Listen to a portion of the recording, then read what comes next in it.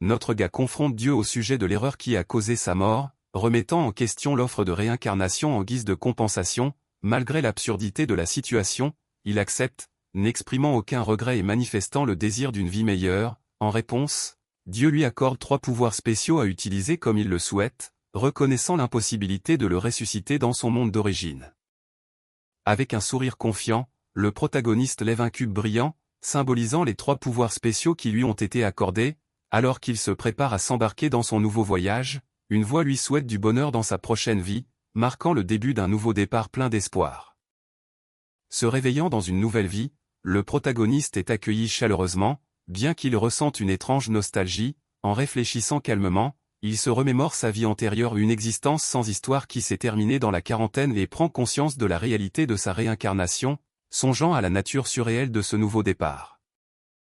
Vivant désormais comme un jeune villageois nommé Vibelfakfini, bien que tout le monde l'appelle simplement BEI, le protagoniste présente sa petite sœur travailleuse, Chapelle, de 2 ans, sa cadette. Malgré un mode de vie rustique sans gaz, électricité ni eau courante, il embrasse cette nouvelle vie rurale avec un sourire serein, prêt à affronter les défis à venir.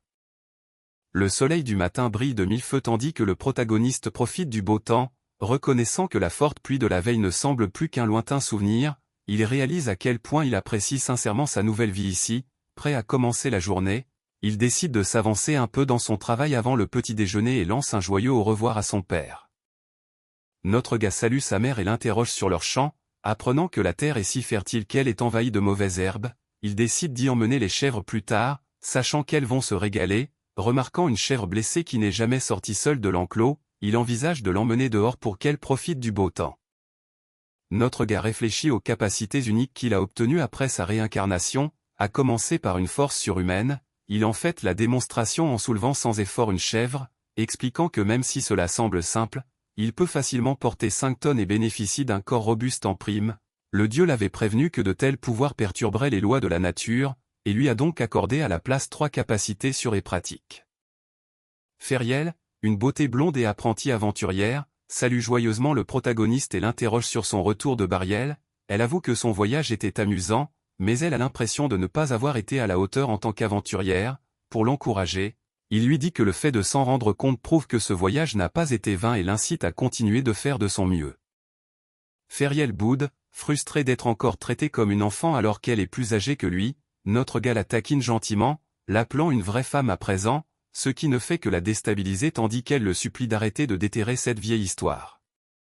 Bien qu'il ait maintenant 15 ans, le protagoniste a conservé les souvenirs de sa vie antérieure, ce qui fait que les filles de son âge lui semblent plutôt être des petites sœurs, voire des filles. Troublé par ses sentiments et par son célibat, il décide qu'il vaut mieux rentrer chez lui. À son arrivée, un accueil chaleureux l'attend.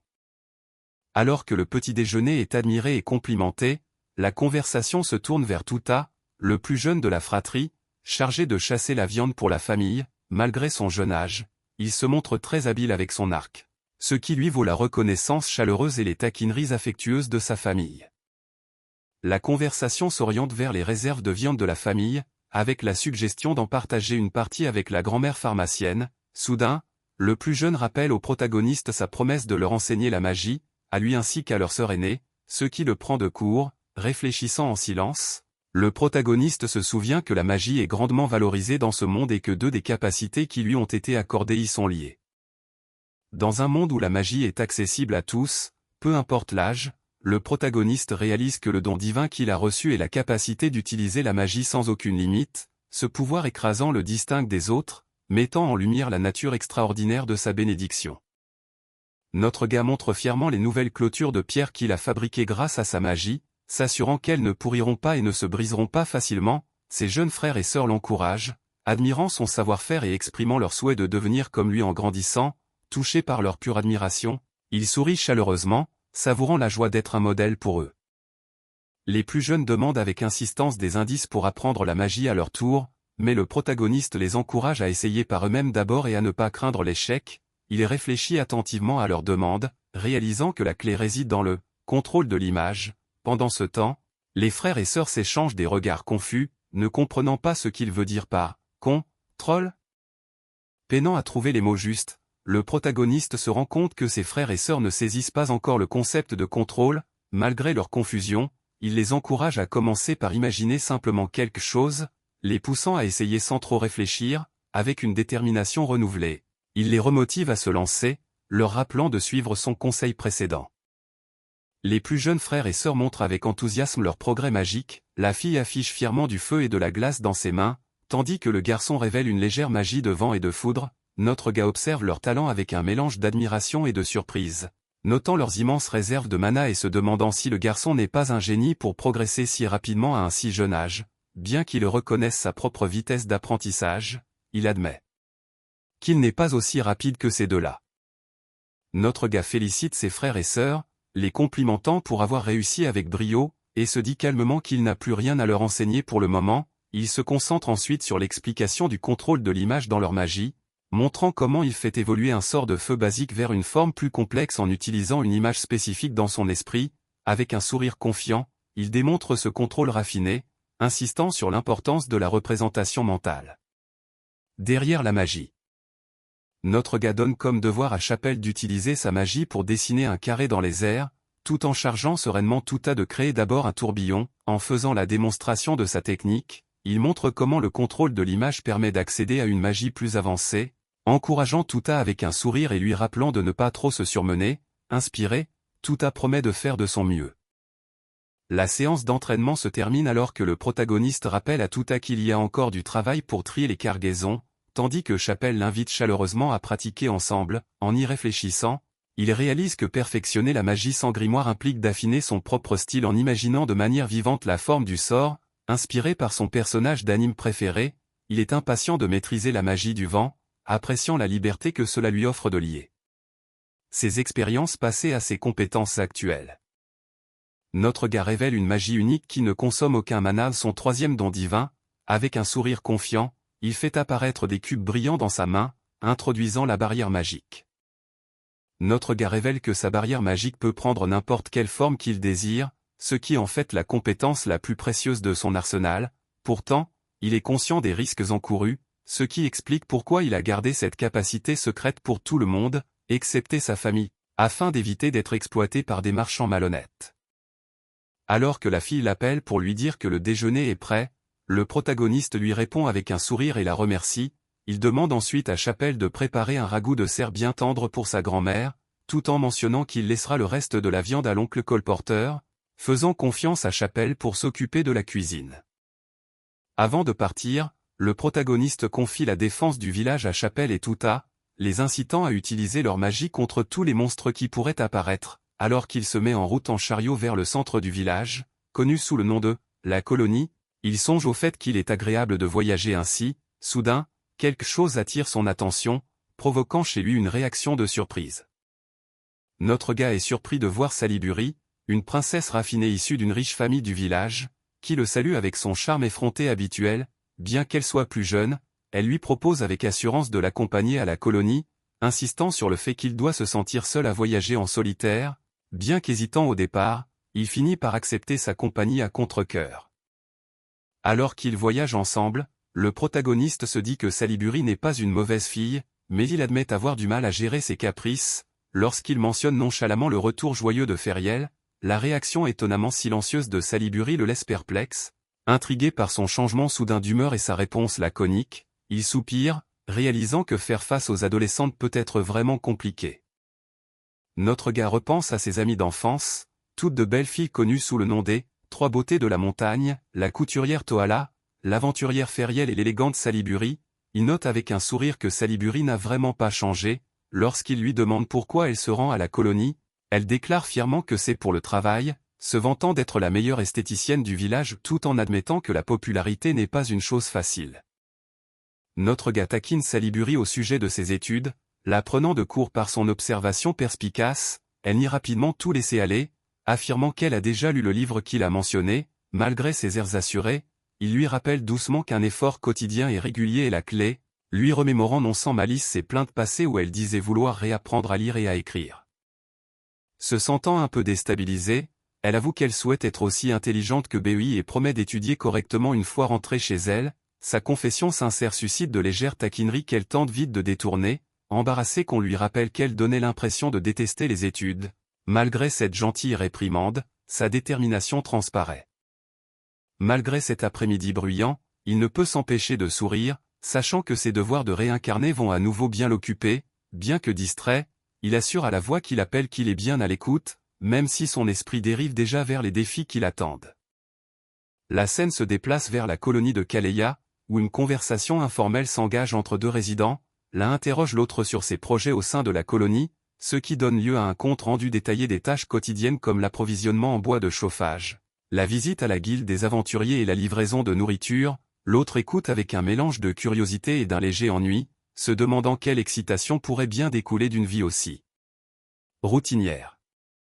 La conversation prend un tour enjoué lorsqu'une résidente invite l'autre à la rejoindre pour faire des courses, le taquinant sur la monotonie de ses routines quotidiennes. Malgré une certaine hésitation et une pointe d'égoïsme, l'idée reste en suspens. Soudain, une vieille femme du magasin général interpelle l'un d'eux, le reconnaissant et lui demandant de l'aide, changeant l'atmosphère par cette demande chaleureuse et inattendue. Les plaisanteries se transforment rapidement en une course-poursuite légère pour échapper aux moqueries, mais l'ambiance s'adoucit lorsque la vieille propriétaire du magasin appelle à l'aide. Elle demande au protagoniste s'il lui reste de la viande en réserve dans sa cargaison, et bien que disposé à l'aider, il sent que sa demande cache autre chose. L'inquiétude se lit dans ses yeux lorsqu'il lui demande ce qui ne va pas, montrant un rare moment de sollicitude sincère. Le protagoniste écoute attentivement la vieille femme expliquer qu'un navire en panne est amarré dans leur port depuis 3 jours et que son équipage achète quotidiennement de grandes quantités de nourriture, ce qui épuise leurs réserves. Il examine la situation avec réflexion, se demandant comment une telle quantité de personnes peut être nourrie chaque jour et estimant la taille de l'équipage d'après son récit. Son inquiétude grandit à mesure qu'il tente de saisir la véritable ampleur du problème. Le protagoniste mesure la gravité de la situation. Le village, bien qu'autonome, risque de vider ses réserves de nourriture si l'équipage du navire prolonge son séjour. Il note qu'une récente augmentation des impôts a laissé de nombreux villageois en difficulté, et prévient qu'ignorer l'impact du navire marchand pourrait déclencher un conflit entre les habitants et l'équipage. La vieille femme réagit avec une inquiétude croissante, prenant conscience des retombées potentielles. La vieille femme sort soudainement en tempêtant, déclarant qu'ils ne peuvent pas continuer ainsi, laissant le protagoniste surpris et l'appelant pour la retenir. En la regardant partir, il soupire face à son impulsivité mais se sent obligé de se rendre au port, inquiet pour le navire marchand et pour cette grand-mère au tempérament de feu. En sortant, il repense à son histoire et réalise que le navire pourrait être encore plus grand qu'il ne l'imaginait. Le protagoniste se tient émerveillé devant l'immense navire marchand, stupéfait par sa taille gigantesque si démesurée qu'on pourrait facilement le confondre avec une île. Ses pensées se bousculent, s'interrogeant sur le propriétaire du navire et la vaste cargaison qu'il transporte, tout en observant l'équipage s'activer, probablement un mélange de gardes et de simples marins. Le protagoniste apprend que le navire marchand appartient à la compagnie Basivador, la plus puissante entreprise commerciale du pays, dirigée par l'influent Barvon Basivador. Il réalise que ce nouvel acteur pourrait complexifier davantage la situation, leur fortune rivalisant avec celle des nobles et peut-être même du roi lui-même. Dans un lourd soupir, il espère que ce rebondissement ne lui causera pas plus d'ennuis. Le chef du village presse le protagoniste de le suivre rapidement, lui expliquant que la vieille dame du magasin général est venue le trouver avec des nouvelles urgentes concernant des négociations avec la puissante compagnie commerciale pour l'avenir de leur village. Le protagoniste se dit que sa grand-mère est bien déterminée, entraînant le chef vers le port avec une telle persistance, il ne peut s'empêcher de penser qu'elle est étonnamment active pour son âge. Un homme plein d'assurance nommé Lagier, représentant la compagnie Basivador, se présente et révèle qu'il attendait le protagoniste. L'ancien du village salue maladroitement la réputation du protagoniste, ce « Monsieur le prodige », connu pour ses talents précoces en lecture, en magie et en pharmacie. Malgré une certaine hésitation, l'ancien insiste sur le fait que le protagoniste est la personne la mieux placée pour aborder une question difficile, provoquant une réponse réticente mais curieuse de ce dernier. L'homme plein d'assurance ne perd pas de temps et lui demande de but en blanc de lui céder son cheval. Le protagoniste est pris de court, lui demandant s'il est sérieux, sachant que ce cheval est son unique moyen de transport pour rejoindre le village. Il se sent pris de haut, soupçonnant que cet homme s'imagine pouvoir tout acheter dans le village à coups d'argent. Le protagoniste réclame fermement 100 pièces d'or pour son cheval, refusant tout accord autrement. L'homme plein d'assurance soutient que 50 pièces d'or sont amplement suffisantes, citant les prix d'autres commerces, mais le protagoniste insiste sur le fait que c'est au vendeur de fixer la valeur. Il explique calmement l'importance de sa monture, soulignant que la perdre l'empêcherait de payer ses taxes quotidiennes et de transporter ses biens, signalant ainsi des difficultés plus profondes à venir. Le protagoniste explique calmement que son prix reflète ce dont il a besoin pour vivre sans encombre après la vente de son cheval, répondant avec fermeté à l'exigence brusque de l'homme. Malgré la tension, il garde son sang-froid, insistant sur le fait qu'il s'agit de sa réponse définitive et légitime. Pendant ce temps, les badauds l'exhortent à maîtriser ses émotions, l'avertissant que se laisser emporter par ses sentiments témoigne d'un manque d'expérience en négociation. Le dirigeant de la compagnie Basivador, Barvon Basivador, intervient avec une prestance calme mais imposante, présentant ses excuses pour le comportement impoli de son subordonné. Le protagoniste, conservant son assurance, se présente simplement sous le nom de BUI et demande nonchalamment si Barvon souhaite toujours acheter le cheval. La tension change un instant de camp tandis que les deux hommes se jaugent, laissant la négociation en suspens. Le subordonné interpelle son patron en urgence, lequel s'incline profondément, implorant de l'aide sans la moindre hésitation et quitte à devoir s'incliner devant le dieu de la mort. Le chef reconnaît la gravité de la situation, admettant que le destin de sa compagnie est en jeu. Malgré son désespoir, il demande respectueusement à « Monsieur le prodige » de lui prêter sa sagesse, promettant de lui rendre pleinement l'appareil, tandis que le protagoniste note en silence jusqu'où ce chef est prêt à aller pour lui. Le protagoniste accepte de l'aider sans hésiter, reconnaissant la dette qu'il a envers lui.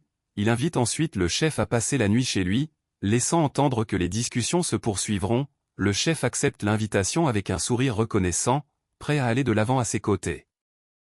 Le chef est émerveillé par l'hospitalité du protagoniste, s'extasiant devant cette grande maison dotée d'un bain et même d'une dépendance pour les invités et des luxes qui manquent même aux nobles de la capitale royale. Malgré sa gratitude, il souligne humblement qu'il ne sait comment payer un tel accueil, d'autant qu'un grand marchand comme lui a dû goûter à des mets bien plus raffinés. Pourtant, il ne peut masquer son enchantement en goûtant des gyozas pour la première fois, louant leur goût délicieux avec un large sourire.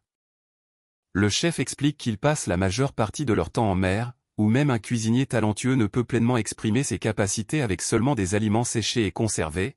Le protagoniste lui conseille d'utiliser leurs vivres de réserve la prochaine fois pour éviter de semer le trouble parmi les villageois. Pensif, le chef l'interroge ensuite sur la partie endommagée du navire du protagoniste, demandant spécifiquement si la brèche se situe sous la ligne de flottaison.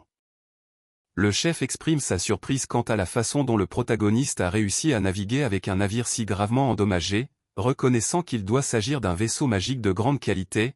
Le protagoniste attribue humblement ses connaissances à ses nombreuses lectures, se disant même que les documentaires de sa vie antérieure lui ont été bien utiles. La conversation dévie lorsque le chef remet en question le réalisme du transport de toute la cargaison à l'aide de son seul cheval, ce à quoi il admet qu'il s'agit d'une urgence et qu'il ignore s'il existe d'autres options. Le protagoniste estime avec assurance qu'en 5 jours, il peut régler l'ensemble des problèmes, y compris le transport de la cargaison, la préparation du navire et la réparation des dégâts. Le chef est sous le choc, peinant à croire qu'un trou aussi énorme puisse être colmaté si rapidement, mais le protagoniste l'assure que ce n'est pas impossible. Le protagoniste expose son plan pour réparer la brèche en superposant plusieurs fines barrières magiques, convaincu que cette accumulation créera une pièce solide et légère, plus résistante que le bois. Tandis qu'il détaille son idée, le chef a du mal à saisir pleinement le concept mais se montre visiblement impressionné. Submergé par la situation, le chef demande avec hésitation combien il doit payer pour une faveur aussi immense, témoignant d'un respect et d'une gratitude grandissant. Le protagoniste réoriente la conversation, demandant au chef s'il connaît le nouveau seigneur qui a récemment pris le pouvoir. Il laisse entendre qu'avec ses relations et sa fortune, le chef pourrait venir en aide aux villageois en détresse qui subissent la soudaine hausse d'impôts de ce seigneur. Avec un sourire malicieux, il suggère de manière provocatrice au chef de faire quelque chose à propos de ce vieux grincheux, laissant planer un parfum de malice. Impressionné et plutôt amusé, le chef salue la rigueur du protagoniste avec un sourire, avouant qu'il ne s'attendait pas à ce que les réparations soient bouclées en seulement 5 jours. Le protagoniste insiste humblement sur le fait qu'il est simplement un homme de parole, porté par un respect tout neuf. Le chef propose de lui rendre pleinement l'appareil, laissant présager la formation d'une alliance plus profonde entre eux. Avec un sourire chaleureux et une poignée de main ferme, les deux hommes se séparent, scellant leur amitié naissante sous le signe du respect mutuel. Le protagoniste promet de revenir lui rendre visite s'il repasse dans les parages, laissant flotter un vent d'alliance prometteur. Alors qu'il s'éloigne, un témoin de la scène fait remarquer le lien inhabituel qu'il vient de nouer, soulignant l'importance de cette connexion. Le protagoniste croise Néraphila, la réceptionniste de la guilde des aventuriers, qui s'est arrêtée au port pendant ses courses. Elle lui fait part des récents déboires de la guilde, une recrudescence des apparitions de gobelins et une tentative d'attaque contre une caravane au mont Azaraki, incitant tout le monde à la plus grande vigilance. Néraphila s'inquiète pour la sécurité du protagoniste, l'exhortant à ne pas trop présumer de ses forces malgré sa vigueur. Il la rassure d'un sourire confiant, promettant de s'occuper de la chasse aux gobelins dès son retour. En réfléchissant à ces troubles persistants, il réalise que les territoires de chasse de Tuta se situent près de ce fameux mont Azaraki et décide de le prévenir au moment même où Tuta s'avance vers lui. Alors que le protagoniste remarque un enfant qui les suit d'un air nerveux, un groupe de silhouettes encapuchonnées s'approche, s'excusant d'avoir emboîté le pas au jeune garçon. L'une d'elles s'avance et lui demande timidement s'il est bien Vibelfak-Finikun, ce que le protagoniste confirme avant de s'enquérir prudemment de leur identité. La tension monte d'un cran lorsqu'elle s'excuse pour leur approche abrupte, installant une lourde incertitude. Le groupe encapuchonné se présente un par un. Alitra, Salela et Vanis, leur leader, Tokola, s'avance avec un sourire assuré, révélant qu'ils appartiennent à un groupe de rances et baptisés, les Lumières de la Nuit la plus sombre, et annoncent leur intention de passer la nuit dans la demeure du protagoniste. Le groupe détaille les raisons de leur venue. Ils ont entendu dire qu'il était quelqu'un de fascinant et pensaient trouver une auberge au pied de la montagne.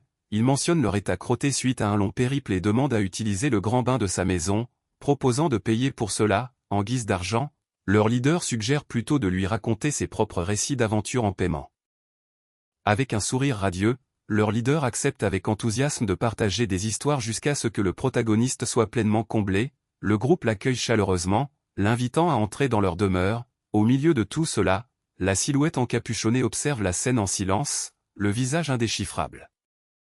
Alors que le protagoniste saisit son épée, il révèle qu'il part chasser le gobelin en raison d'une récente augmentation de leur nombre. La jeune fille demande avec empressement à l'accompagner, impatiente d'essayer sa nouvelle magie, mais il lui rappelle ses préparatifs pour le dîner.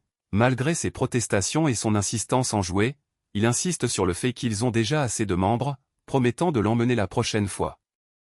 Bien que les gobelins soient généralement faibles, le protagoniste sait qu'il ne faut pas faire preuve d'imprudence, se rappelant l'histoire de 5000 gobelins ayant détruit un village entier. Alors qu'il fouille la forêt, il ne trouve aucun signe de leur présence, mais perçoit soudain une odeur de fumée. Remarquant le danger, il se demande qui a bien pu avoir la folie d'allumer un feu dans une forêt aussi dense, au risque de provoquer un incendie de forêt.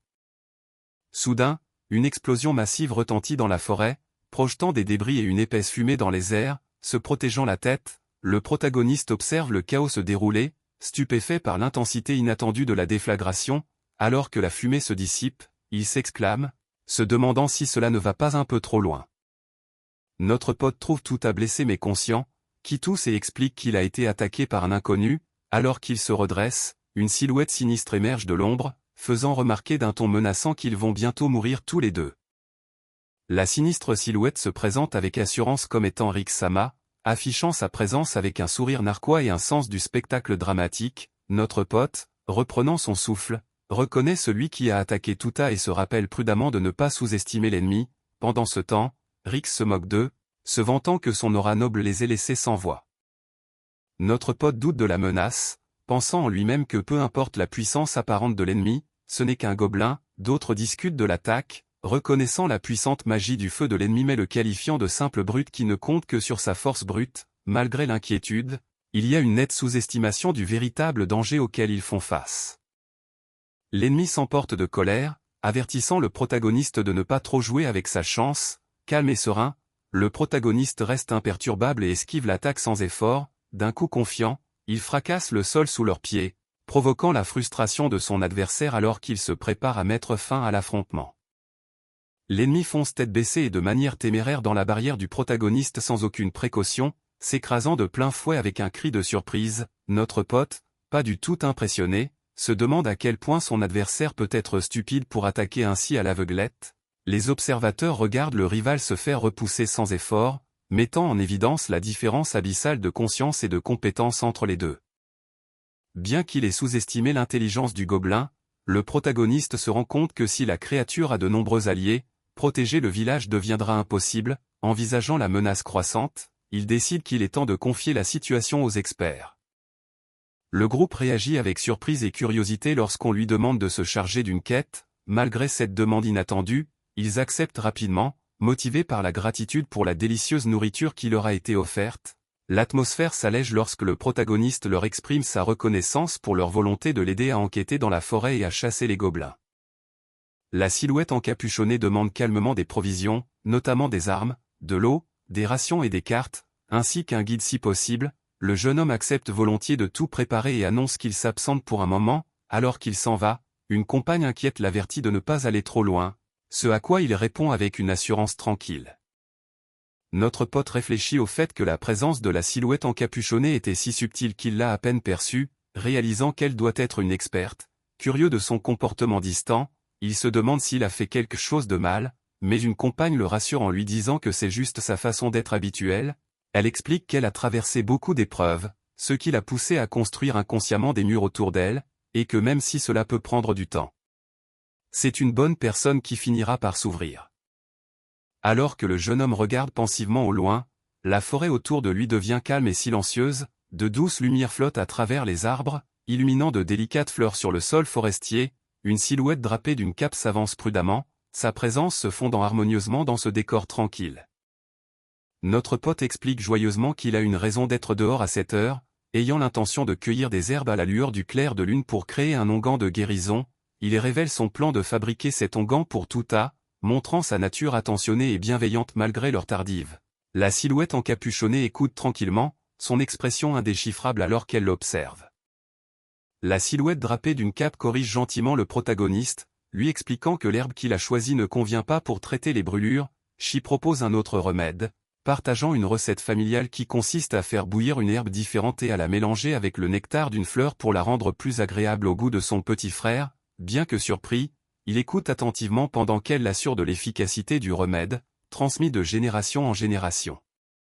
La silhouette drapée d'une cape sourit doucement, exprimant sa joie de pouvoir aider. Sous le ciel étoilé et éclairé par la lune, le protagoniste avoue qu'il trouve dommage de ne pas chercher à mieux la connaître. Il se confie, la qualifiant d'intéressante malgré sa nature réservée, et lui demande s'il peut l'appeler lui aussi par son nom, Alitra. Elle révèle qu'elle déteste son propre nom, bien que le protagoniste le trouve magnifique. Calmement, elle lui demande s'il connaît la signification des Alitra en elfe. La réponse résonne dans l'air de la nuit sombre, obscurité noire comme le corbeau. Elle révèle une douloureuse vérité sur ses cheveux noirs, expliquant qu'ils sont considérés comme un symbole de mauvais augure. À mi-voix, elle ajoute que le fait d'être une demi-elfe ne fait qu'accentuer les difficultés auxquelles elle est confrontée, avertissant le protagoniste que le fait de s'approcher d'elle ne lui apportera rien de bon. Notre pote reste momentanément sans voix, frappé par le spectacle qui s'offre à lui. Sous la lumière de la lune, il la regarde avec une admiration tranquille, murmurant doucement, « Quels magnifiques cheveux !» Son expression change, touchée et peut-être un peu surprise par ses paroles. Il l'écoute attentivement, puis affirme calmement qu'il l'a bien entendu, résumant son identité sans aucun jugement. Il l'exhorte à oublier la superstition liée à ses cheveux noirs et à garder la tête haute, lui rappelant qu'elle a désormais des camarades à ses côtés. Il l'encourage à regarder vers l'avant, et non vers le passé, et à ne pas laisser son passé définir son avenir. Ses joues s'empourprent profondément face à ce compliment inattendu, prise au dépourvu par ses paroles sincères. Notre pote sourit chaleureusement, la taquinant gentiment mais honnêtement, en l'appelant une jolie demoiselle aux cheveux noirs. Elle bafouille un timide avertissement lui demandant de ne pas chercher des noix à ses aînés, son embarras étant manifeste alors que la lune les baigne tous les deux de sa lumière. La lumière du matin apporte une douce salutation alors qu'un jeune homme joyeux accueille chaleureusement Alitra à la porte. Elle répond timidement, encore un peu troublée par l'échange de la nuit précédente. À proximité, un enfant prend des nouvelles de l'état de Tuta-kun, tandis que d'autres plaisantent sur le charme des jeunes garçons, allégeant l'atmosphère avec des sourires enjoués. Le jeune garçon rayonne de gratitude, soulagé que l'herbe ait apaisé sa douleur. L'elfe sourit chaleureusement en retour, heureuse d'avoir pu aider. En son fort intérieur, elle se dit que ces mots simples ont allégé son cœur, se rappelant de garder la tête haute alors qu'elle avance sur son chemin avec une confiance renouvelée. Avec un doux sourire et un cœur plein de gratitude, elle se tourne vers Beui-kun et le remercie sincèrement. Sa présence calme et rassurante apporte une douce chaleur à ce moment, renforçant leur lien. Le calme paisible est brisé par le tintement régulier d'un marteau sur le métal alors que Beui s'affaire à fabriquer des armes. Impressionnée, la jeune fille se rend compte qu'il s'est réellement forgé, et Beui admet modestement que cela a commencé comme un simple passe-temps, tout en insistant sur le fait que ses créations ne sont pas trop mauvaises. Une autre jeune fille exprime avec enthousiasme à quel point ces armes sont bien meilleures que celles achetées en magasin, plaisantant même en disant qu'elle tuerait pour en obtenir une, tandis que Béui propose de montrer une plus grande partie de son travail. Pendant ce temps, un garçon entre, cherchant une épée à une main qu'il pense avoir fabriquée, mais il ne se rappelle plus exactement où il l'a mise. Les yeux de la jeune fille s'écarquillent de surprise lorsqu'elle découvre la vaste collection d'armes qui tapissent les murs. Elle a du mal à croire qu'une seule personne ait pu en fabriquer autant. Béui explique modestement que bien qu'il en ait déjà donné quelques-unes, il en reste encore beaucoup à montrer. Les jeunes filles jettent un coup d'œil au coin de la pièce, émerveillées par la diversité des armes, notamment une armure plaquée d'argent et un bouclier en fer, s'extasiant devant ce qui ressemble à un véritable entrepôt d'armes. Le garçon récupère avec enthousiasme l'épée à une main qu'il cherchait et la propose pour examen. La jeune fille remarque qu'elle est légère et un peu fine, mais le garçon l'assure avec confiance de sa solidité et l'encourage à l'essayer elle-même. La jeune fille teste l'épée avec ferveur, ses mouvements étant vifs et assurés. Béui regarde avec un sourire calme la lame fendre l'air. Inspirée, une autre jeune fille demande avec excitation s'il y a une arme qui pourrait lui convenir, tandis que les autres l'observent avec admiration. La jeune fille hésite, rappelant au garçon qu'en tant que mage, elle n'a peut-être pas besoin d'une arme, mais elle est curieuse de savoir s'il y a quelque chose dans sa collection qui lui conviendrait parfaitement. Le garçon sourit et lui présente une canne défensive, expliquant sa valeur en tant qu'outil de protection contre les attaques physiques et les gaz toxiques. Intrigué, son visage s'illumine, ravi par la suggestion. La jeune fille fait la moue, insistant sur le fait qu'elle veut elle aussi quelque chose d'intéressant, tandis que le garçon la taquine sur son comportement enfantin pour son âge. Il lui présente ensuite un ensemble de kunais, expliquant que les 6 sont imprégnés d'une magie différente, chacun n'étant utilisable qu'une seule fois mais garanti puissant. Enchantée, elle déclare avec enthousiasme qu'elle va les adorer.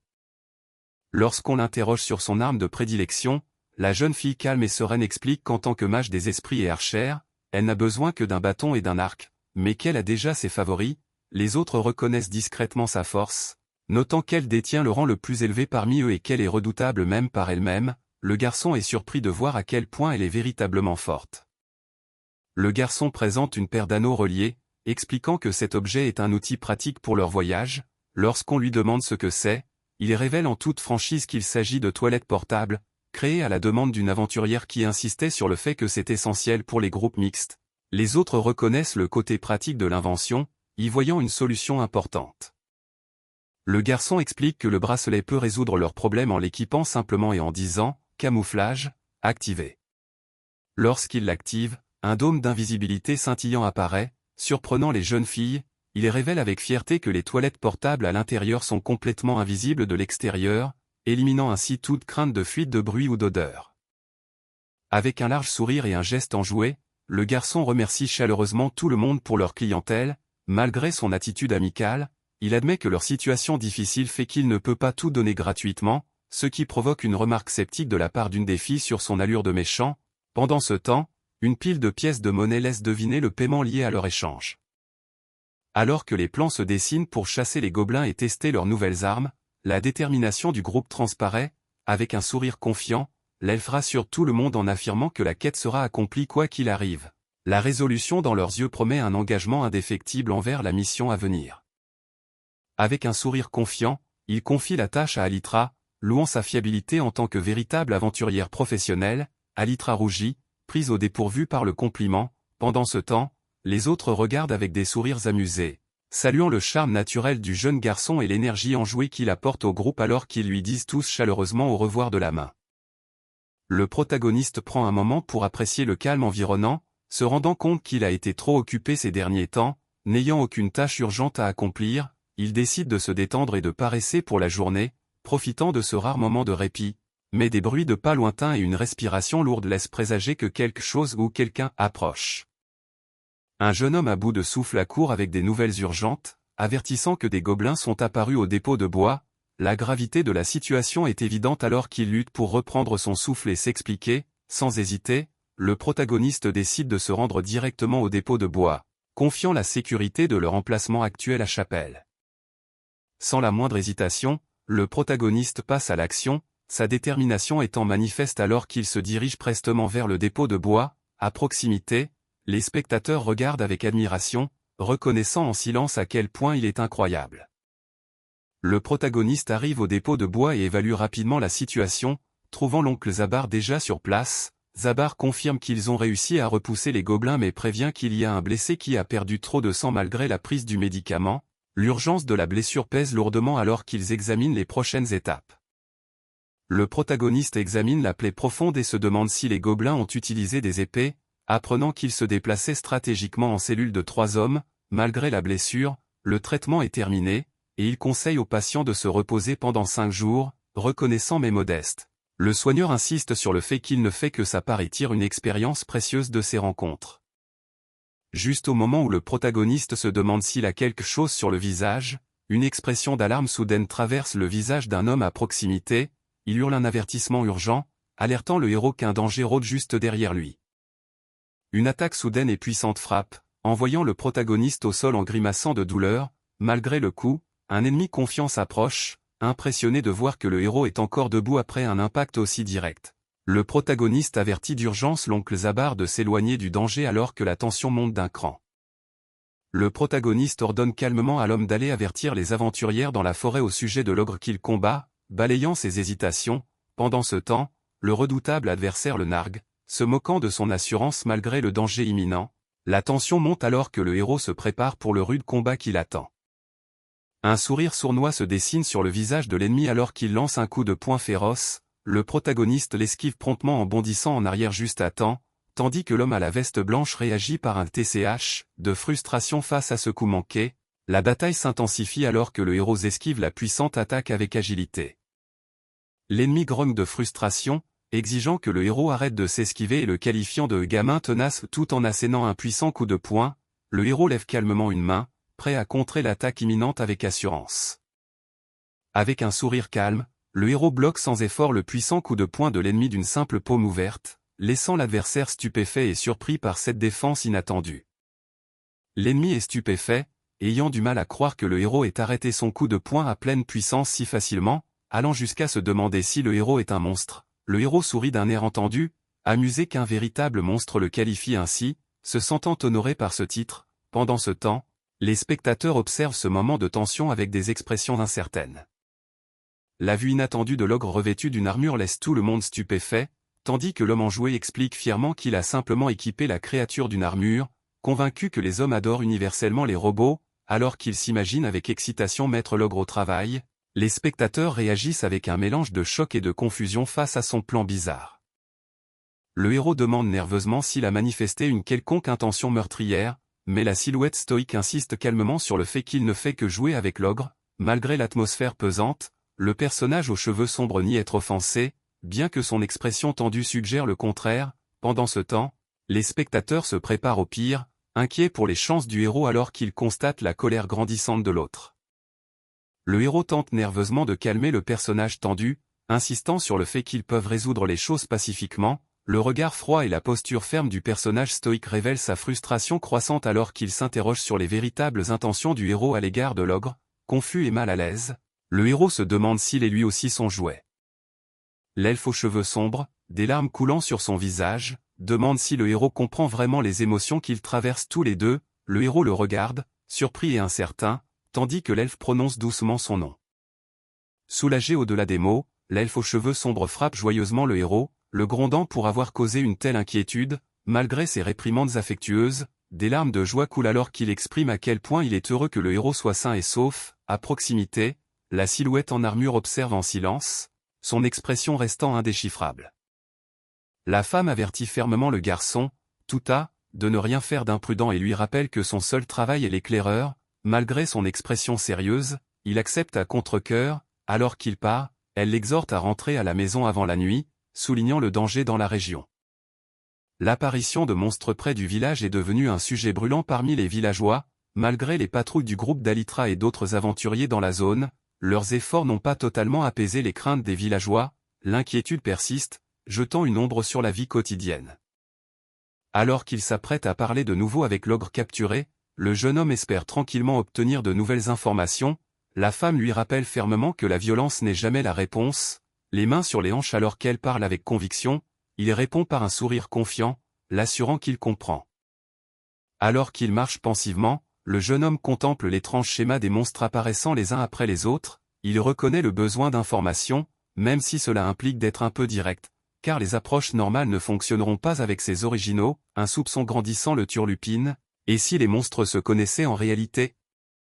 Alors qu'il s'approche, le jeune homme aperçoit une jeune fille allongée inconsciente sur le sol, sa silhouette délicate le prenant au dépourvu, il se demande calmement, une fille? Cette vision inattendue ajoute un nouveau mystère à sa mission.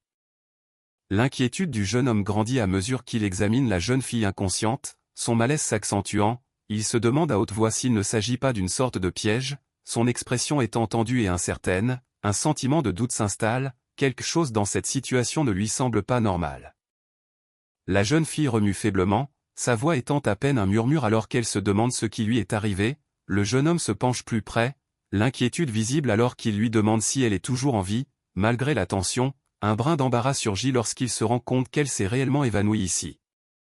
Les yeux de la jeune fille brillent soudain d'une lumière étrange et hypnotique alors qu'elle sourit et ordonne « Regarde-moi, d'accord ?» Le jeune homme est décontenancé, les yeux écarquillés par la confusion et le malaise en remarquant l'éclat bizarre dans son regard. Le jeune homme se rend rapidement compte que les yeux brillants de la jeune fille sont magiques et la confronte pour avoir essayé de les utiliser sur lui, elle est choquée et frustrée que sa magie n'ait pas fonctionné, tandis qu'il révèle avec un sourire confiant qu'il avait déjà mis en place une barrière magique de protection pour bloquer sa tentative. Le jeune homme déclare farouchement qu'il ne la laissera pas s'échapper, sa détermination étant manifeste alors qu'il lui barre la route d'un geste puissant. La jeune fille, prise au dépourvu, réagit avec surprise et frustration, puis déploie soudain des ailes de chauve-souris et s'envole, le laissant le regard levé, sous le choc. La jeune fille se pose gracieusement sur la branche d'un arbre, ses ailes de chauve-souris pleinement déployées face au jeune homme en bas, il la regarde avec une expression calme et intriguée, reconnaissant enfin sa véritable nature. « Alors tu es une succube, hein ?» dit-il, visiblement surpris par cette révélation. La jeune fille insiste pour qu'on l'appelle par son vrai nom, Charnéi, frustré qu'il continue de l'appeler toi, le jeune homme, imperturbable, lui demande de descendre pour qu'il puisse parler, curieux de ses véritables intentions, Charnéi exige le retour de notre Rex, l'accusant d'avoir brisé la corne de Rex, tandis qu'il feint l'ignorance, réfléchissant à la mention d'un gobelin. Le jeune homme, avec un sourire entendu, salue la féroce loyauté de la jeune fille envers son camarade, il fait une remarque informelle sur sa robe, admettant qu'elle a attiré son attention bien qu'il ait soupçonné un piège depuis le début, la jeune fille, surprise, l'écoute alors qu'il révèle qu'il avait pleinement conscience de la situation. Charnéi rayonne de joie, louant avec enthousiasme la robe que son maître lui a confectionnée, et insiste sur le fait qu'elle est vraiment jolie, le jeune homme laisse échapper un petit rire, impressionné par son goût, mais sa curiosité se déplace lorsqu'il exprime un intérêt plus vif pour découvrir la véritable identité de ce mystérieux maître. Charnéi s'extasie joyeusement sur les jolis vêtements que son maître lui a donnés, révélant un côté plus doux sous sa féroce apparence. La jeune fille admet qu'elle n'est pas vraiment une fille, mais qu'elle veut tout de même porter des vêtements cool ou élégants parfois. Embarrassée, elle se reproche d'être trop mignonne à la base, le jeune homme, surpris, se rend compte que le maître doit avoir d'excellents goûts et que le piège est bel et bien réel. Sans hésitation, le jeune homme lance un sort de liaison, piégeant Charnéi à l'intérieur d'un seau magique, il s'excuse, disant qu'il n'a pas le temps de continuer à bavarder sur des vêtements, frustrée et furieuse, Charnéi se débat contre le seau, hurlant pour qu'on la libère et le qualifiant de démon brutal. Épuisé, le jeune homme s'allonge en soupirant alors qu'il réfléchit à sa tentative manquée de découvrir la véritable identité de leur mystérieux maître. Tout ce qu'il sait pour l'instant, c'est que ce maître a des goûts vestimentaires bien étranges, ses pensées s'attardent sur l'énigmatique succube ou plutôt, incube, dont la présence complique tout. Soudain, Chapelet fait irruption, secouant de force le protagoniste pour le réveiller, elle explique anxieusement que Touta n'est pas encore rentré, visiblement inquiète de savoir où il se trouve, le jeune homme, encore endormi, tente de mesurer la gravité de la situation.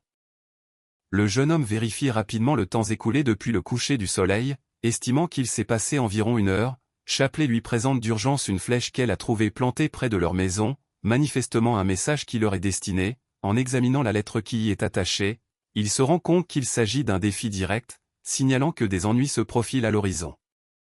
Malgré l'inquiétude ambiante, le jeune homme tente de rassurer tout le monde, souriant doucement en promettant que Touta sera bientôt de retour. Ses paroles calmes offrent un mince réconfort à son entourage, même si les doutes persistent, la femme plus âgée force un sourire, essayant de croire à son optimisme. tandis qu'il se prépare en secret à affronter ce qui l'attend. Le jeune homme lutte avec le doute, se demandant comment il peut croire que les ennemis viendront jusqu'à leur maison, alors qu'il réfléchit, un coup soudain à la porte brise le silence, avec une ouverture prudente, il invite la personne à entrer, révélant que la porte n'est pas verrouillée. La porte grince et une petite créature gélatineuse portant un nœud papillon se glisse à l'intérieur, s'excusant pour cette visite tardive, le jeune homme la regarde en silence, stupéfait, ne sachant trop comment réagir, reprenant son calme, il demande prudemment si quelque chose ne va pas, et ce qu'est exactement cet étrange visiteur. Le visiteur gélatineux se présente sous le nom de Bambel, majordome et gardien du maître, et demande poliment la libération de Rex et Charney. Le jeune homme écoute attentivement, son expression devenant sérieuse alors que Bambel l'assure qu'ils sauront récompenser son geste, reconnaissant leur responsabilité dans cette affaire. Le jeune homme soupire, accusant le visiteur d'égoïsme pour avoir réclamé la libération de ses amis après qu'ils ont attaqué les premiers. Il clarifie calmement qu'il n'a pas besoin d'argent et réfléchit à ce qu'il devrait demander en retour, anticipant déjà les objections du visiteur. Le visiteur propose un marché, suggérant qu'ils revaudront un service au jeune homme et qu'ils lui viendront en aide chaque fois que nécessaire. Le jeune homme accepte, amusé par cet arrangement, et rappelle au visiteur que c'était sa propre idée. L'accord étant scellé, il verse à boire et l'offre au visiteur, marquant le début de leur alliance précaire. Le visiteur demande avec hésitation au jeune homme s'il accepterait de rencontrer leur maître, admettant qu'il est un peu éhonté d'enchaîner ainsi les demandes. Le jeune homme, curieux, demande pourquoi ils veulent se rencontrer en premier lieu. Le visiteur explique que leur maître, un maître de donjon, est confronté à des problèmes récents dans son donjon. Le jeune homme accepte d'aider à résoudre les problèmes du maître de donjon, bien qu'il exige des excuses sincères pour l'incident précédent impliquant son petit frère. Le visiteur accepte l'offre avec gratitude, promettant de réparer les torts avant que quoi que ce soit d'autre ne se produise. Cette alliance précaire se renforce alors qu'il se prépare à affronter les défis à venir. Charney se cramponne fermement au slim, submergée par le soulagement et la gratitude, avouant à quel point elle avait peur. La silhouette imposante ordonne à Rex de remercier Beui-sama, mais Rex réplique d'un ton défiant, déclenchant un échange tendu. Malgré les frictions, Charney et Rex acceptent à contre-cœur de montrer leur reconnaissance, tandis que le slim les avertit sévèrement d'éviter toute réplique. Alors que la jeune fille propose de guider Beui-sama vers leur donjon, le jeune homme accepte mais insiste pour régler une chose d'abord. Soudain, un groupe de 4 femmes se dévoile, surprise qu'il ait détecté leur présence. Avec un sourire confiant, il admet qu'il a lui-même fabriqué l'objet qu'elles ont utilisé, bien qu'il ne s'attendait pas à ce qu'il soit employé de cette manière. Le groupe se demande pourquoi les 4 femmes les suivent, ce à quoi elles répondent qu'elles ne veulent pas que le protagoniste affronte seul tous les dangers. Le slim enlace chaleureusement la jeune fille, exprimant que de nouvelles camarades de Beui-sama sont toujours les bienvenus. Avec un large sourire, le jeune homme approuve et suggère qu'ils se mettent en route ensemble. Alors qu'ils s'aventurent plus profondément dans la caverne, le groupe détend l'atmosphère tendue, se rappelant mutuellement qu'ils sont uniquement là pour discuter. Le protagoniste demande ce qu'est exactement un maître de donjon, apprenant qu'il s'agit du chef de tous les monstres à l'intérieur du donjon, souvent un adversaire redoutable doté d'une magie puissante. Juste à ce moment, le slim annonce leur arrivée au donjon et leur souhaite la bienvenue à l'intérieur. Le groupe s'arrête, émerveillé, face à une structure mystérieuse qu'aucun d'eux n'a jamais vue auparavant. Ils débattent pour savoir s'il s'agit d'une tour ou d'une ruine, visiblement intrigué et incertain. Lorsqu'on lui demande s'il sait quelque chose à ce sujet, le protagoniste hésite mais admet que oui. Le protagoniste reconnaît sa familiarité avec cette étrange structure, bien que cela vienne de sa vie antérieure. Il esquisse un sourire hésitant, laissant entendre un lien plus profond avec ce lieu mystérieux. Un slim qui a autrefois visité la maison du protagoniste l'a invité dans son donjon. Cependant, malgré l'invitation, le héros reste pensif, laissant entendre que peu importe la façon dont on voit la situation, il y a plus qu'il n'y paraît en surface. Le héros se demande s'il a mal entendu, notant à quel point donjon et manoir ont des sonorités similaires, ce qui lui fait momentanément perdre son sang-froid. Le slim l'interpelle nerveusement et, avec une douce invitation, le guide vers l'avant, signalant le début de leur voyage plus profondément à l'intérieur. En arrivant au manoir Itoki, le protagoniste est accueilli par une femme joyeuse nommée Kyuko, qui se présente comme la régisseuse et la gardienne. Elle explique que la maîtresse du manoir vit recluse dans sa chambre comme d'habitude, et malgré la surprise du héros face à une gardienne solitaire, Kyuko le rassure de ne pas s'inquiéter. Le slim reste tranquillement à ses côtés alors qu'il commence à s'installer. La femme joyeuse révèle fièrement qu'elle est un homoncule créé personnellement par sa maîtresse et se vante avec confiance de sa force. À proximité, d'autres entendent le mot « homoncule » et réagissent avec surprise et curiosité, admettant que c'est la première fois qu'ils rencontrent un tel être. Ils reconnaissent à quel point il est rare que quelqu'un soit capable de créer un homoncule, ce qui ajoute à l'intrigue entourant son existence. Une voix prudente avertit Beui que la maîtresse de ce donjon n'est pas quelqu'un à prendre à la légère. Le protagoniste réfléchit en silence, reconnaissant que malgré les créations étranges de la maîtresse, ses compétences ne doivent pas être sous-estimées, alors qu'il s'apprête à entrer. Un plaidoyer sincère pour la sécurité se fait entendre, soulignant le danger qui les attend. Alors qu'il fouille la pièce encombrée, remplie de livres et de papiers éparpillés, le Slim appelle sa maîtresse, expliquant qu'elle n'aime pas que d'autres touchent à ses affaires personnelles. Le protagoniste fait une remarque sur le désordre de l'espace, tandis qu'un jeune garçon court joyeusement vers la silhouette plus âgée, s'exclamant « Tolita » et « Antchan » lors de retrouvailles joyeuses. Juste au moment où le garçon est serré dans ses bras en toute sécurité, une voix paniquée appelle à l'aide, et une silhouette frénétique aux yeux en spirale se précipite vers l'avant, poursuivant désespérément quelqu'un en fuite. La tension monte d'un cran lorsqu'un avertissement est crié, et une silhouette encapuchonnée sort rapidement un couteau, se précipitant vers le danger pour protéger celle qu'elle appelle sa maîtresse.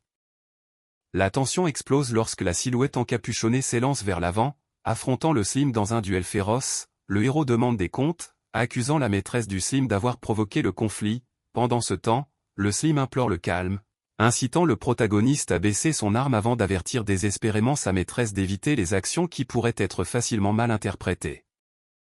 Le personnage aux yeux en spirale est dépassé, avouant nerveusement ses sentiments mitigés à l'idée de poursuivre un jeune garçon tout en étant distrait par l'arrivée d'une belle fille. Le Slim presse frénétiquement sa maîtresse de se calmer alors que la fille commente avec enthousiasme ses oreilles d'elfe, ajoutant à la confusion ambiante. Pendant ce temps, le personnage plus âgé, visiblement perturbé, prévient que cette fille est source d'ennui juste au moment où celle aux yeux en spirale décide brusquement de partir, laissant tout le monde dans une stupéfaction totale. La mystérieuse silhouette, un couteau à la main, prévient qu'il faut l'appeler si quoi que ce soit arrive et jure de liquider la fille cette fois-ci. Le protagoniste acquiesce maladroitement, s'excusant pour le dérangement, tandis que le Slim observe la scène nerveusement. Pendant ce temps, le personnage aux yeux en spirale est envahi par la nostalgie et la fascination en observant le garçon endormi, se demandant si la fille et le manoir cachent des liens plus profonds. Le personnage plus âgé ordonne fermement à la fille de rester loin de son petit frère, la repoussant d'un coup de pied lorsqu'elle le traite de pervers. Elle proteste, se sentant méprisée, tandis qu'il soupire de frustration, peinant à accepter la situation. Pendant ce temps, la fille réalise avec stupeur qu'elle vient de tomber sur une autre personne réincarnée. La fille réalise avec enthousiasme que l'autre personne est également réincarnée, mais il lui fait rapidement signe de se taire pour éviter de réveiller Tuta. Il fait calmement remarquer qu'ils semblent avoir vécu au même âge dans leurs vies antérieures, notant les objets nostalgiques dans sa chambre. Malgré cette connexion, il soupire et déplore que quelqu'un se trouvant dans la même situation que lui soit aussi une fille perverse et presque une délinquante sexuelle, ce qui la laisse déstabilisée et sur la défensive. La fille présente nerveusement son identité sous le nom de Shigemoshi Erina, demandant à être appelée simplement Erina. Le garçon répond avec sa propre présentation, expliquant que son véritable nom est Vibel Fakfini, mais qu'il utilise un surnom car il est trop long et difficile à prononcer. Ils reconnaissent maladroitement l'originalité de leur nom et espèrent bien s'entendre malgré leur passé complexe. Erina insiste avec enthousiasme pour lui donner un surnom qui inclut De Gozaru, trouvant son vrai nom trop stylé pour être gâché. Après un bref moment de gêne, elle demande sérieusement à Vibel Fakfini et désormais, Sisdono, de la protéger de son ennemi, affichant un rare visage sérieux sous son énergie enjouée.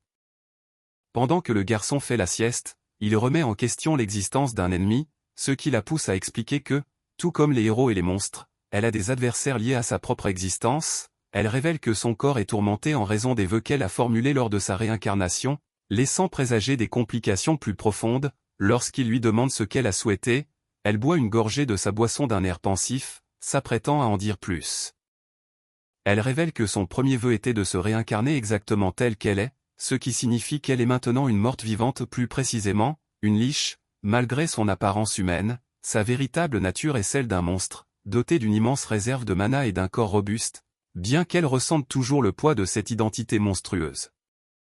Elle explique qu'en tant que liche, elle se nourrit en absorbant la vitalité des autres, mais avec une particularité, elle ne peut se nourrir qu'à l'intérieur de son donjon, grâce à son deuxième vœu d'avoir un endroit isolé pour vivre en recluse, son donjon est devenu un havre confortable, elle prend même la situation à la légère, soulignant que son troisième vœu lui permet de créer des subordonnés loyaux, rendant son mode de vie unique étonnamment agréable. Frustré et sérieux, il rétorque que peu importe à quel point c'est amusant, cela ne vaut rien si l'on ne peut pas se protéger, la traitant d'idiote, il déclare qu'il a honte d'elle avant de se détourner, affirmant qu'il ne peut rien faire pour l'aider et lui disant adieu tout en emportant l'enfant. Alors qu'elle s'accroche désespérément à lui, le suppliant de ne pas emmener l'enfant, une petite silhouette frétillante interrompt tranquillement leur échange où la mystérieuse présence demande humblement de l'aide, plaidant pour le bien de sa maîtresse, ce qui attire l'attention du protagoniste. La petite silhouette admet que c'est embarrassant, mais révèle qu'ils ont survécu en se déplaçant constamment d'un endroit à un autre. Elle décrit ce lieu actuel comme un paradis longtemps recherché qu'elle souhaite protéger à tout prix. Désespérée, elle supplie Beui-sama de leur accorder ne serait-ce qu'un peu d'aide, espérant prêter sa propre force pour défendre ce sanctuaire nouvellement trouvé. Le protagoniste reconnaît la loyauté de la petite silhouette et accepte finalement d'aider, bien qu'il insiste sur le fait qu'il ne donnera que des conseils tout en laissant le vrai travail aux autres. Son acceptation réticente apporte un mélange de soulagement et d'excitation au sein du groupe. Rix fait une entrée pressante, avertissant la maîtresse que des ennuis approchent. Il explique nerveusement qu'un groupe d'orques a été repéré près de leur donjon et se dirige régulièrement vers eux. La tension monte alors que tout le monde réalise que le danger est imminent. La femme panique bruyamment en apprenant que les orques approchent, horrifiés de découvrir qu'ils la traquent en raison de leur profond désir. Pendant ce temps, les autres confirment calmement qu'ils connaissent ces créatures gênantes de par leur voyage passé.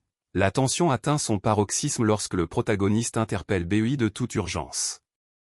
Alitra avertit instamment tout le monde de partir avant que les orques ne les entraînent dans de plus graves ennuis, insistant sur la dangerosité de ces créatures. Pendant ce temps, une voix désespérée appelle à l'aide, faisant hésiter le protagoniste. Beui évalue la situation calmement, révélant que la force des orques est d'environ 80 à 150 individus, avec quelques mages parmi eux, et suggère qu'ils pourraient réussir à passer en force s'ils agissent de manière décisive.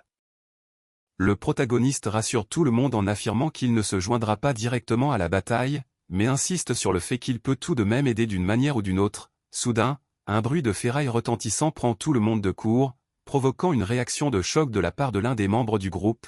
La source du bruit reste floue, laissant une atmosphère lourde de tension. Avec un sourire confiant, le protagoniste distribue des armes, les incitant à capturer tous les orques vivants et à assurer de la nourriture pour Irina. Les yeux de la fille pétillent d'excitation alors qu'elle l'interpelle avec admiration. Les ordres fusent rapidement tandis que tout le monde se bouscule pour répartir les armes, se préparant à relever le défi qui les attend. La fille se précipite à l'intérieur, demandant d'un ton pressant si les orques vont vraiment attaquer. Le protagoniste lui tend calmement une corde, insistant pour qu'elle l'utilise, lui rappelant que le destin d'Irina dépend de ses efforts. Une autre fille supplie sincèrement Charnei de prendre la situation au sérieux, tandis que Charnei reste silencieuse, mesurant le poids de leurs paroles. Charnei accepte la corde avec un soupir résigné, obéissant à l'ordre du protagoniste. La fille rayonne de détermination, promettant de le protéger, tandis qu'une autre femme dit carrément à Charnei de s'en aller maintenant que son rôle est terminé. Le protagoniste observe la scène en silence, confiant qu'ils s'en sortiront d'une manière ou d'une autre. Avec un sourire calme, il s'avance, les encourageant à faire de leur mieux contre l'orque. Saluant de la main avec désinvolture, il promet de repasser plus tard. Pendant ce temps, la fille le regarde partir, son expression mêlant surprise et incertitude.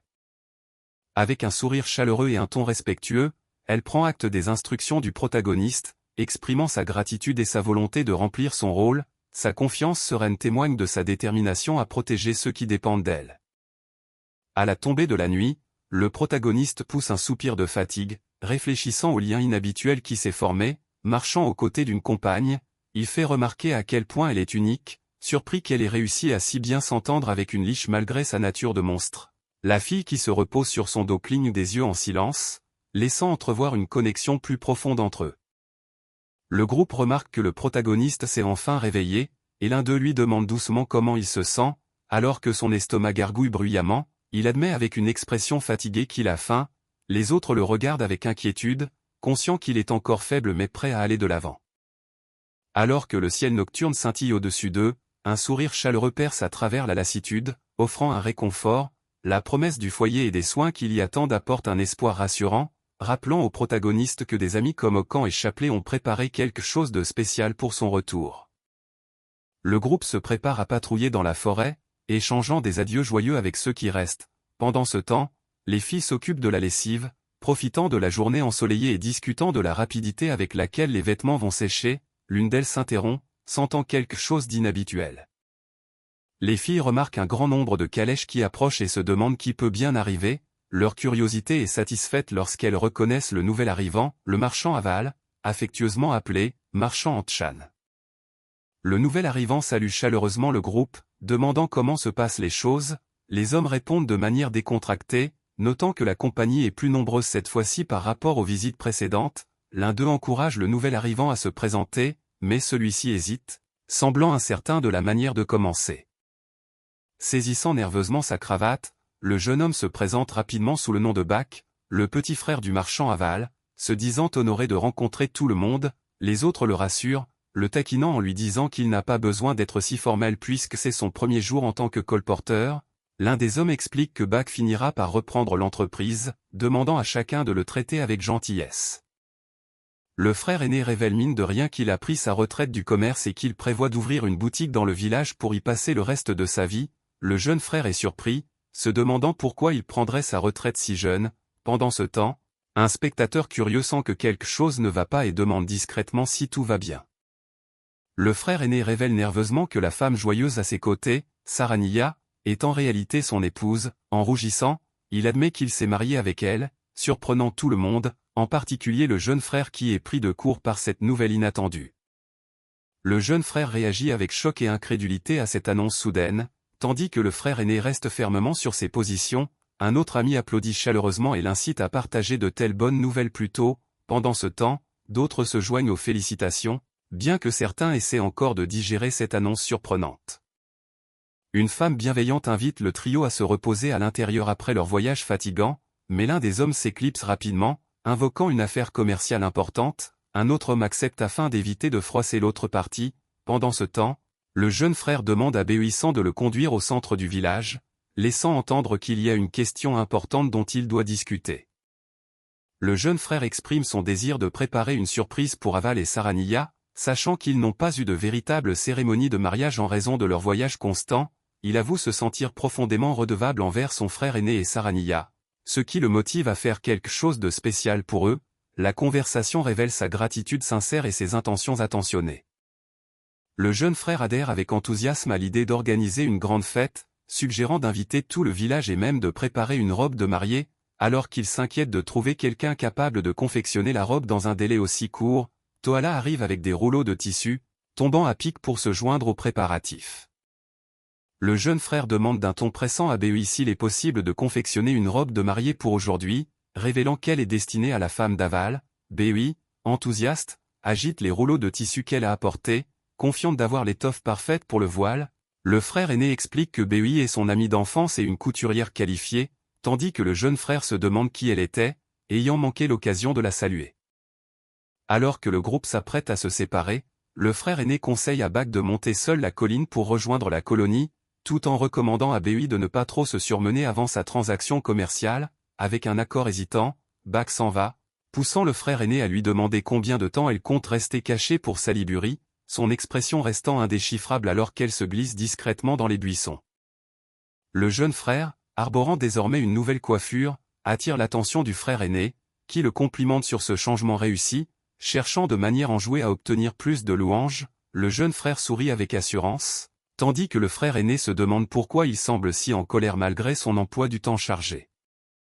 Le jeune frère demande soudainement si le frère aîné peut également rendre les cheveux de Saraniya plus jolis, le prenant au dépourvu. Le frère aîné, surpris, se demande qui est cette nouvelle femme, pour finalement apprendre qu'il s'agit de l'épouse d'Aval et qu'il planifie un mariage extravagant doublé d'une fête de bienvenue. Cette révélation laisse le frère aîné digérer tranquillement la nouvelle. Le frère aîné insiste sur le fait qu'ils doivent informer tout le monde des plans de mariage le plus rapidement possible, soulignant l'urgence de la situation. Le jeune frère, lui attrapant la main, lui demande pourquoi il est si pressé. Le frère aîné explique que la préparation d'un mariage demande beaucoup de travail et qu'ils ne peuvent pas se permettre d'être lents, prévenant que faire les choses à moitié serait un manque de respect envers Aval et sa femme. Le frère aîné rentre chez lui sous un accueil chaleureux, salués par des voix joyeuses annonçant que le déjeuner est presque prêt. Remarquant le couteau dans la main de l'un d'eux, un autre appelle rapidement à la prudence, rappelant que manipuler un outil tranchant en présence d'autres personnes peut être dangereux. Décontenancé, la personne qui tient le couteau s'excuse sincèrement, réalisant son erreur. Le groupe discute de la femme d'Aval, notant son aura noble unique et le fait qu'elle n'est pas habituée à grand-chose, et il lui demande donc de tout lui enseigner. Aval défend qu'il n'est pas un chasseur de dot, tandis qu'un autre explique qu'elle a quitté sa famille noble pour poursuivre son rêve de devenir médecin, même si cela l'a conduite à être reniée et coupée de ses parents. Le frère aîné avoue qu'il est tombé amoureux de la femme d'Aval en raison de sa force intérieure, ce qui le fait rougir d'embarras. Un autre lui reproche de ne pas taquiner leur aîné, tandis qu'un troisième propose de construire une maison pour le couple en guise de cadeau de mariage, demandant de l'aide après le déjeuner. Le groupe discute de l'endroit où construire la nouvelle maison, convenant qu'elle devrait être proche de celle d'Aval. L'un d'eux propose de demander la permission au chef du village. Lorsque l'idée d'ajouter une clinique est évoquée, la femme d'Aval s'illumine d'excitation, révélant que son rêve de toujours a été d'avoir sa propre clinique, bien qu'elle soit surprise que cela se réalise enfin. Avec un sourire en coin, il laisse entendre qu'un autre cadeau surprise les attend encore, incitant tout le monde à s'en réjouir d'avance. Les autres échangent des regards perplexes, curieux de savoir ce qui va suivre. Alors que le groupe revient, ils sont accueillis chaleureusement, ce qui apporte un réconfortant sentiment de retour à la maison. L'un d'eux réfléchit à quel point il est agréable d'être salué à son retour, tandis qu'un autre sourit, ressentant le profond soulagement d'être enfin de retour là où est sa place. Le groupe remarque une nouvelle maison qui se dresse là où il n'y avait rien auparavant, ce qui suscite surprise et curiosité. L'un d'eux demande si les nouveaux venus sont des invités, et la réponse révèle qu'il s'agit de dames aventurières qui séjournent désormais chez eux. Tokola, se présentant comme la meneuse de la lueur de la nuit la plus sombre, salue chaleureusement tout le monde. Le protagoniste réagit avec choc en entendant le surnom de « Demoiselle du massacre », tandis que l'une des dames aventurières demande timidement de ne pas utiliser ce nom. Un autre membre du groupe est confus, ignorant de qui il s'agit, ce qui déclenche une explication détaillée sur leurs exploits légendaires, notamment le fait d'avoir vaincu une invasion de gobelins à seulement 4 personnes et d'avoir inspiré des ménestrels à composer des poèmes sur leur bravoure, la rumeur entourant. Leurs actes semblent avoir grandi bien au-delà de la vérité, surprenant tout le monde. Le protagoniste, se sentant chanceux d'avoir un groupe aussi qualifié pour le protéger, se vante joyeusement de sa bonne fortune, tandis que l'une des aventurières insiste timidement sur le fait qu'elles ne sont pas si impressionnantes. Soudain, une fille joyeuse arrive, annonçant l'arrivée de 2 autres membres et demandant de l'aide pour les derniers préparatifs. Le protagoniste sent qu'on lui cache quelque chose, ce qui provoque un sourire entendu et la suggestion de demander toute l'histoire à Chapelle. Juste au moment où le protagoniste sent que quelque chose se trame, 2 visages familiers arrivent, accueillis chaleureusement par le groupe. L'un d'eux s'excuse pour son retard mais est accueilli comme s'il était parfaitement à l'heure. Les nouveaux arrivants apportent des félicitations et des cadeaux, éveillant la curiosité au sujet de la mystérieuse mariée d'Aval. Les villageois révèlent que la célébration de ce soir est en réalité la cérémonie de mariage du protagoniste. Le surprenant par cette nouvelle, un ami attribue à Bach le mérite d'avoir eu cette grande idée, incitant le protagoniste à se montrer reconnaissant. Pendant ce temps, Bach le félicite chaleureusement et lui rappelle de rendre Sarania heureuse.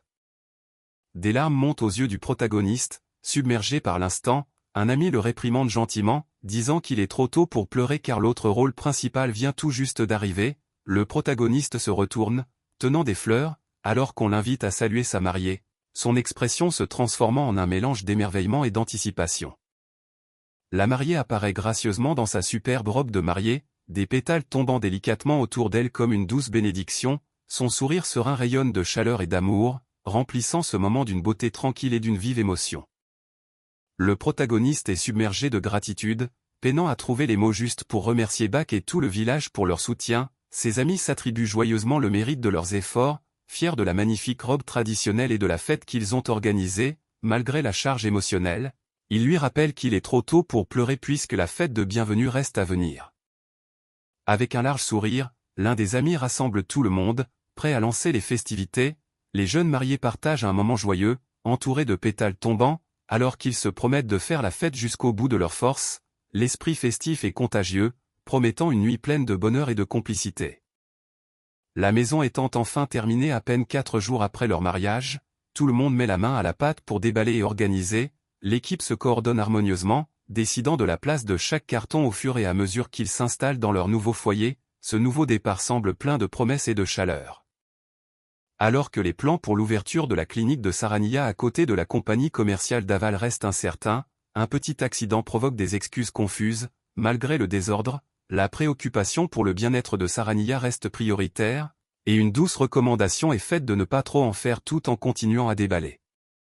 Le protagoniste remarque quelque chose d'inhabituel à propos de l'un des livres, réalisant qu'il est recouvert d'une barrière protectrice. Curieux, il pose des questions à ce sujet, incitant un homme à lui expliquer qu'une connaissance de Sarania a organisé cela. Intrigué, le protagoniste demande ensuite à qui ce livre est destiné à être vendu. L'homme révèle son désir de longue date de faire des affaires avec les sirènes et demande à emprunter une petite cabane près du port, promettant de payer un loyer grâce à ses gains. Le protagoniste, surpris mais intrigué, note la nature inhabituelle de vendre des livres spécifiquement destinés à des sirènes. Malgré cette étrange requête, un sentiment d'admiration et d'acceptation s'installe alors que le plan commence à prendre forme. Le protagoniste explique la valeur unique de ces livres, soulignant que puisque les gens ne peuvent normalement pas lire sous l'eau, certains risqueraient même leur vie pour les obtenir. L'homme, enthousiaste, se réjouit déjà de sa part des bénéfices, mais le protagoniste s'interrompt alors, prévenant qu'il reste encore un problème majeur à résoudre. Le protagoniste révèle un obstacle critique. Le monde des sirènes traverse actuellement une période de guerre, diverses nations sous-marines sont impliquées dans un conflit, les tensions étant particulièrement vives entre le royaume de Balderal, dirigé par le général Ariarl, et l'empire dominant de Garza. Ce climat politique hostile complique tout projet commercial avec les sirènes. Le protagoniste explique que leur port se trouve dans une partie reculée de la mer, probablement à l'abri de la guerre, mais que les sirènes ont seulement commencé récemment à y acheter des armes et des médicaments. L'homme doute que quiconque achète des livres en une période si dangereuse, s'excusant car le plan ne réussira probablement pas. Malgré ces sombres perspectives, le protagoniste suggère de rendre visite au général Ariarl pour s'enquérir directement de la situation et décide de se rendre au port demain, essayant de rester optimiste alors même que l'homme se sent inquiet. Le protagoniste arrive devant une humble cabane au bord de la plage, expliquant qu'elle est à moitié submergée sous l'eau pour faciliter le commerce avec les sirènes. Il propose chaleureusement de mettre l'endroit à disposition à tout moment, tandis que l'homme se demande nerveusement s'il devra retenir sa respiration pour de longues plongées. Le protagoniste le rassure, affirmant qu'un plan est déjà prévu pour répondre à cette préoccupation. Le protagoniste et son compagnon aperçoivent d'étranges silhouettes des filles calmars, qui ne ressemblent pas à des sirènes et semblent appartenir à une race totalement différente. Bien qu'il s'agisse de leur première rencontre, le regard sinistre et suspect des filles calmars déclenche des alarmes. Lorsque les filles calmars s'arment soudainement, les hommes réalisent que les ennuis approchent. Alors que les filles calmars chargent, le protagoniste pousse son compagnon à courir vers la mer pour se mettre à l'abri. La panique s'installe tandis que l'homme proteste, révélant qu'il ne sait pas nager, mais avant qu'il ne puisse réagir davantage, ils trébuchent tous les deux et tombent à l'eau.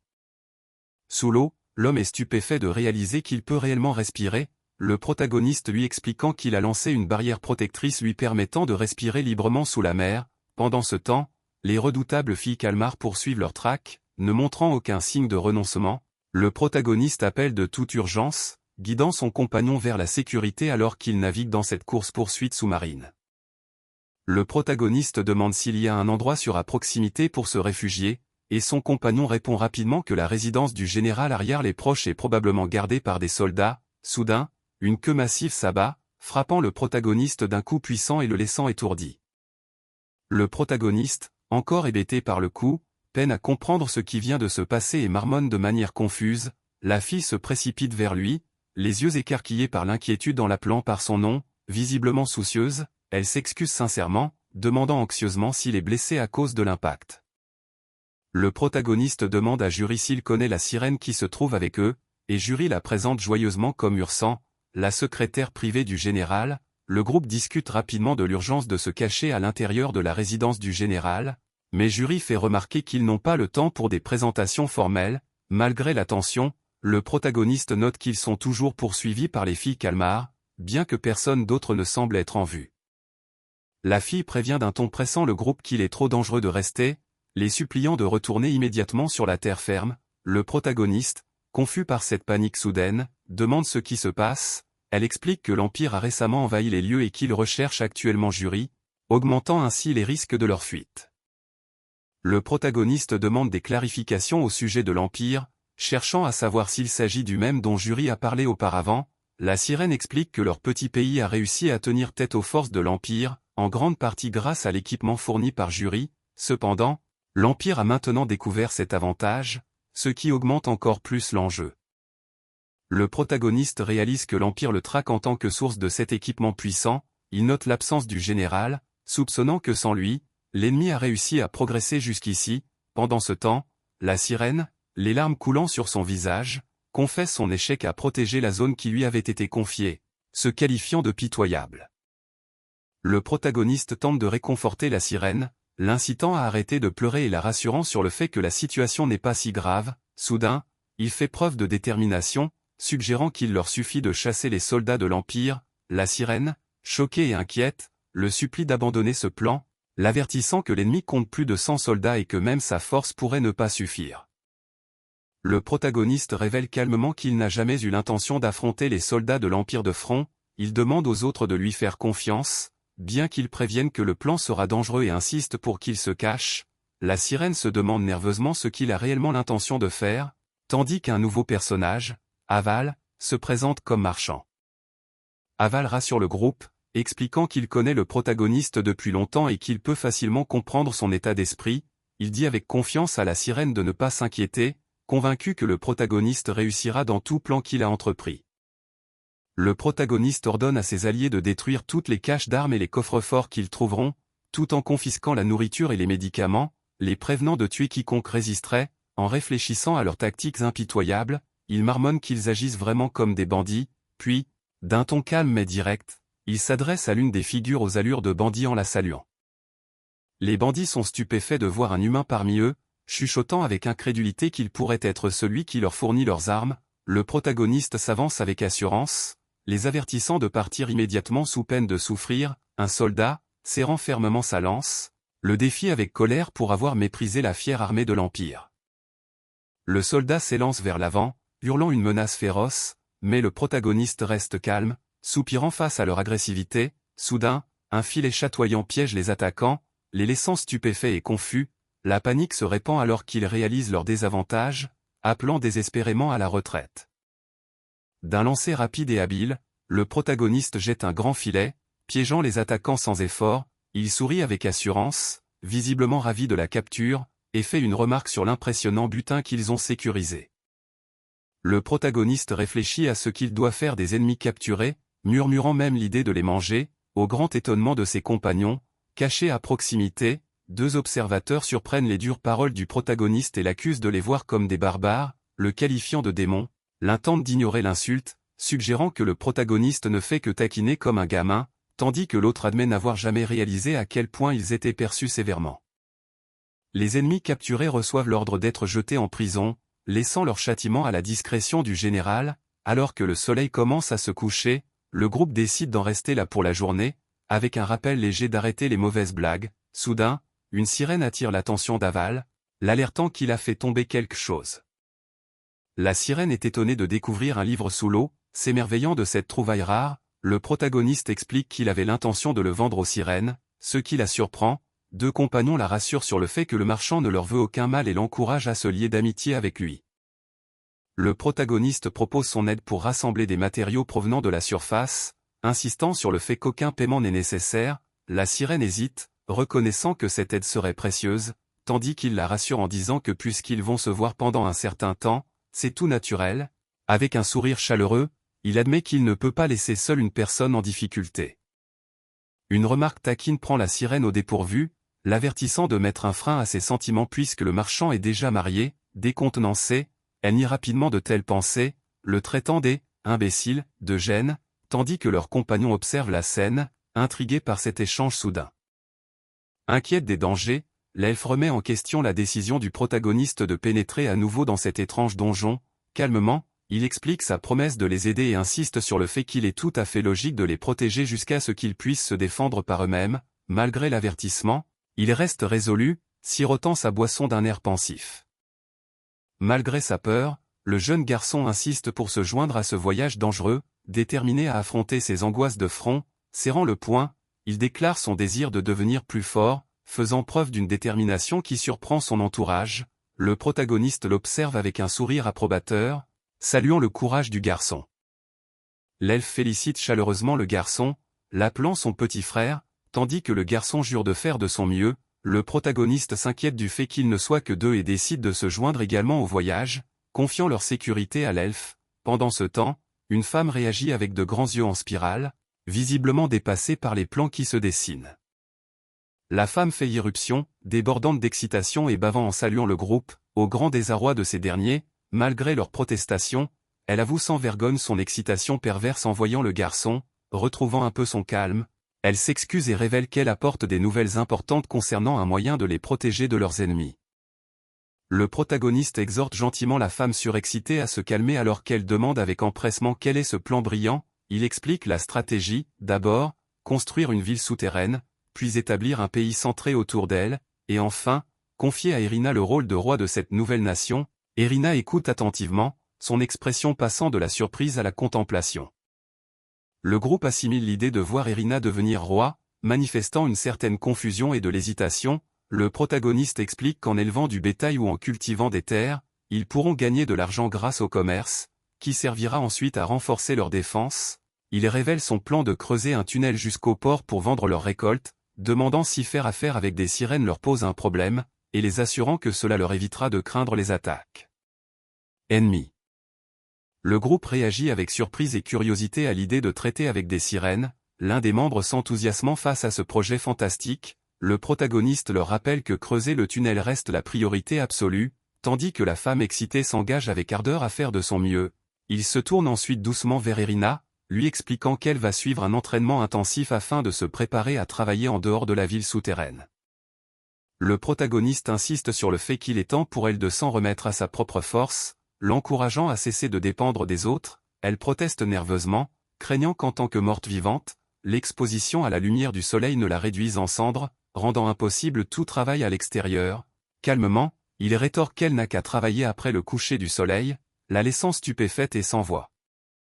Avec un mélange de détermination et de nervosité, le groupe s'engage à faire de son mieux ensemble. Le protagoniste promet de partager plus de détails lors de sa prochaine visite, tandis qu'un défi amusant pour faire la course jusqu'à la maison déclenche un moment de légèreté, témoignant de leur lien naissant et de leur confiance retrouvée. La course amicale se termine avec le protagoniste taquinant Tuta, lui lançant qu'il a encore bien trop d'expérience pour perdre. Tuta admet sa défaite mais le prend bien, tandis qu'Alytra, reprenant son souffle, les exhorte à ne pas s'inquiéter pour elle et insiste pour qu'ils maintiennent la cadence. Leur camaraderie se renforce alors que la bienveillance et la compétition légère se mêlent dans ce moment paisible. Surpris par la rencontre imprévue et de très près avec une chèvre, le protagoniste pousse un cri de stupeur. Il réalise soudainement que c'est le jour de la tonte, ce qui les prend au dépourvu. Juste à ce moment-là, une femme enjouée les salue chaleureusement, brisant la tension d'un signe de main amical. Le protagoniste observe le groupe animé de femmes rassemblées pour la tonte, apprenant que cette tâche revient traditionnellement aux femmes du village. Lorsqu'on lui propose de s'essayer à la tonte, le protagoniste décline nerveusement, peu sûr de ses compétences. C'est alors qu'Alytra arrive, accueillie chaleureusement par des amis qui saluent le bon travail déjà accompli. Les femmes rient de leurs premières expériences de tonte, louant le savoir-faire de Tokola et s'encourageant mutuellement. Pendant ce temps, Bui annonce qu'il doit s'absenter pour d'autres tâches, laissant les femmes poursuivre leur travail. Le protagoniste le regarde s'éloigner, la curiosité piquée au vif. Le protagoniste se fait la réflexion qu'il est difficile pour un homme de trouver sa place au milieu de conversations de femmes, admettant qu'ils ne comprennent parfois pas ce que dit Bui. Il réalise que cela fait un moment qu'ils n'ont pas eu le temps de souffler, et se rappelle soudain à quel point ils ont été occupés ces derniers temps entre la réparation d'un navire marchand et la recherche d'un manoir, ce qui les amène à s'interroger sur leur propre charge de travail. Le protagoniste réfléchit à sa nouvelle vie, réalisant que malgré les défis, elle est bien meilleure que le monde exigu et étouffant qu'il a laissé derrière lui. Il avait espéré trouver la paix en tant que simple villageois, et en levant les yeux vers le ciel ouvert, il reconnaît que cette vie lui correspond vraiment davantage. Pourtant, une pensée discrète persiste, il y a d'autres éléments à prendre en compte au-delà de ce moment de tranquillité. L'attention du protagoniste est attirée par un bruissement soudain dans les buissons. Curieux, il aperçoit une adorable créature aux grands yeux qui l'observe, un demi-humain différent de tous ceux qu'il a pu voir auparavant. Alors que le sol tremble doucement sous leurs pieds, tous deux partagent un instant d'émerveillement silencieux. Le protagoniste lui tend un biscuit avec un sourire chaleureux, taquinant la créature sur sa faim. La créature le renifle prudemment, rassurée de voir qu'il n'y a rien de suspect à l'intérieur. Réalisant qu'un seul biscuit ne suffira pas, le protagoniste se demande si la créature mange de la viande, ce à quoi le petit être répond par un hochement de tête joyeux. Résolu à préparer un vrai repas, le protagoniste se met au travail avec assurance, promettant de concocter quelque chose rapidement. Pendant ce temps, la petite créature observe la scène avec une impatience gourmande. Peu après, le protagoniste s'allonge de contentement, un rot de satisfaction lui échappant alors qu'il se repose paisiblement. Alors que le protagoniste réfléchit à la suite des événements, un avertissement glacial résonne dans son esprit, ne la touche pas. Soudain, une silhouette sombre et imposante aux yeux brillants surgit de manière menaçante, exigeant de savoir ce qu'il compte faire de sa fille. L'atmosphère bascule instantanément du calme à la tension face à cette présence mystérieuse. Le protagoniste rassure le chef en lui expliquant que la petite s'est simplement endormie après avoir mangé à sa faim, ce qui amène le chef à se présenter comme le leader de la tribu Sierada et à révéler que la fillette s'appelle Alisa. Le protagoniste souligne avec franchise qu'Alisa était particulièrement affaiblie lorsqu'il l'a trouvée, et conseille au chef de ne pas laisser sa fille seule s'il se montre aussi inquiet. Le protagoniste devine qu'une histoire plus complexe se cache derrière le silence du chef. Le chef les oriente ensuite vers un village voisin où se trouve la compagnie commerciale Aval, leur recommandant de mentionner le nom de BUI pour obtenir une audience. Bien qu'hésitant, il espère que ce contact pourra aider le protagoniste. Le protagoniste interroge gentiment le chef sur ses motivations, exprimant son désir de ne pas être indiscret tout en ayant besoin de comprendre. Avec sincérité, il partage sa conviction que dans les moments difficiles, les gens doivent se soutenir mutuellement. Sa main tendue symbolise une offre sincère d'aide et de solidarité. Le chef remercie chaleureusement le jeune homme, sa gratitude étant sincère alors qu'il serre sa fille endormie contre lui. Le protagoniste affiche un sourire doux et rassurant, ressentant tout le poids du moment. Seul dans la clairière tranquille de la forêt, le jeune homme médite sur la suite de son voyage, les paroles du chef résonnant encore en lui. Le garçon plus âgé interpelle le plus jeune, lui demandant s'ils ont terminé la tonte. Remarquant que le crépuscule approche, il suggère de rentrer bientôt, puis, avec un sourire enjoué, il invite le plus jeune à faire la course jusqu'à la maison, faisant briller une lueur d'excitation dans ses yeux. La jeune fille enjouée interpelle son grand frère avec empressement, l'exhortant à se dépêcher. Il lui répond par un sourire chaleureux, prêt à la rejoindre. À proximité, un couple remarque leur bonheur, commentant l'excitation de la fillette à l'idée de partir en voyage pour cueillir des fruits Plara avec son grand frère.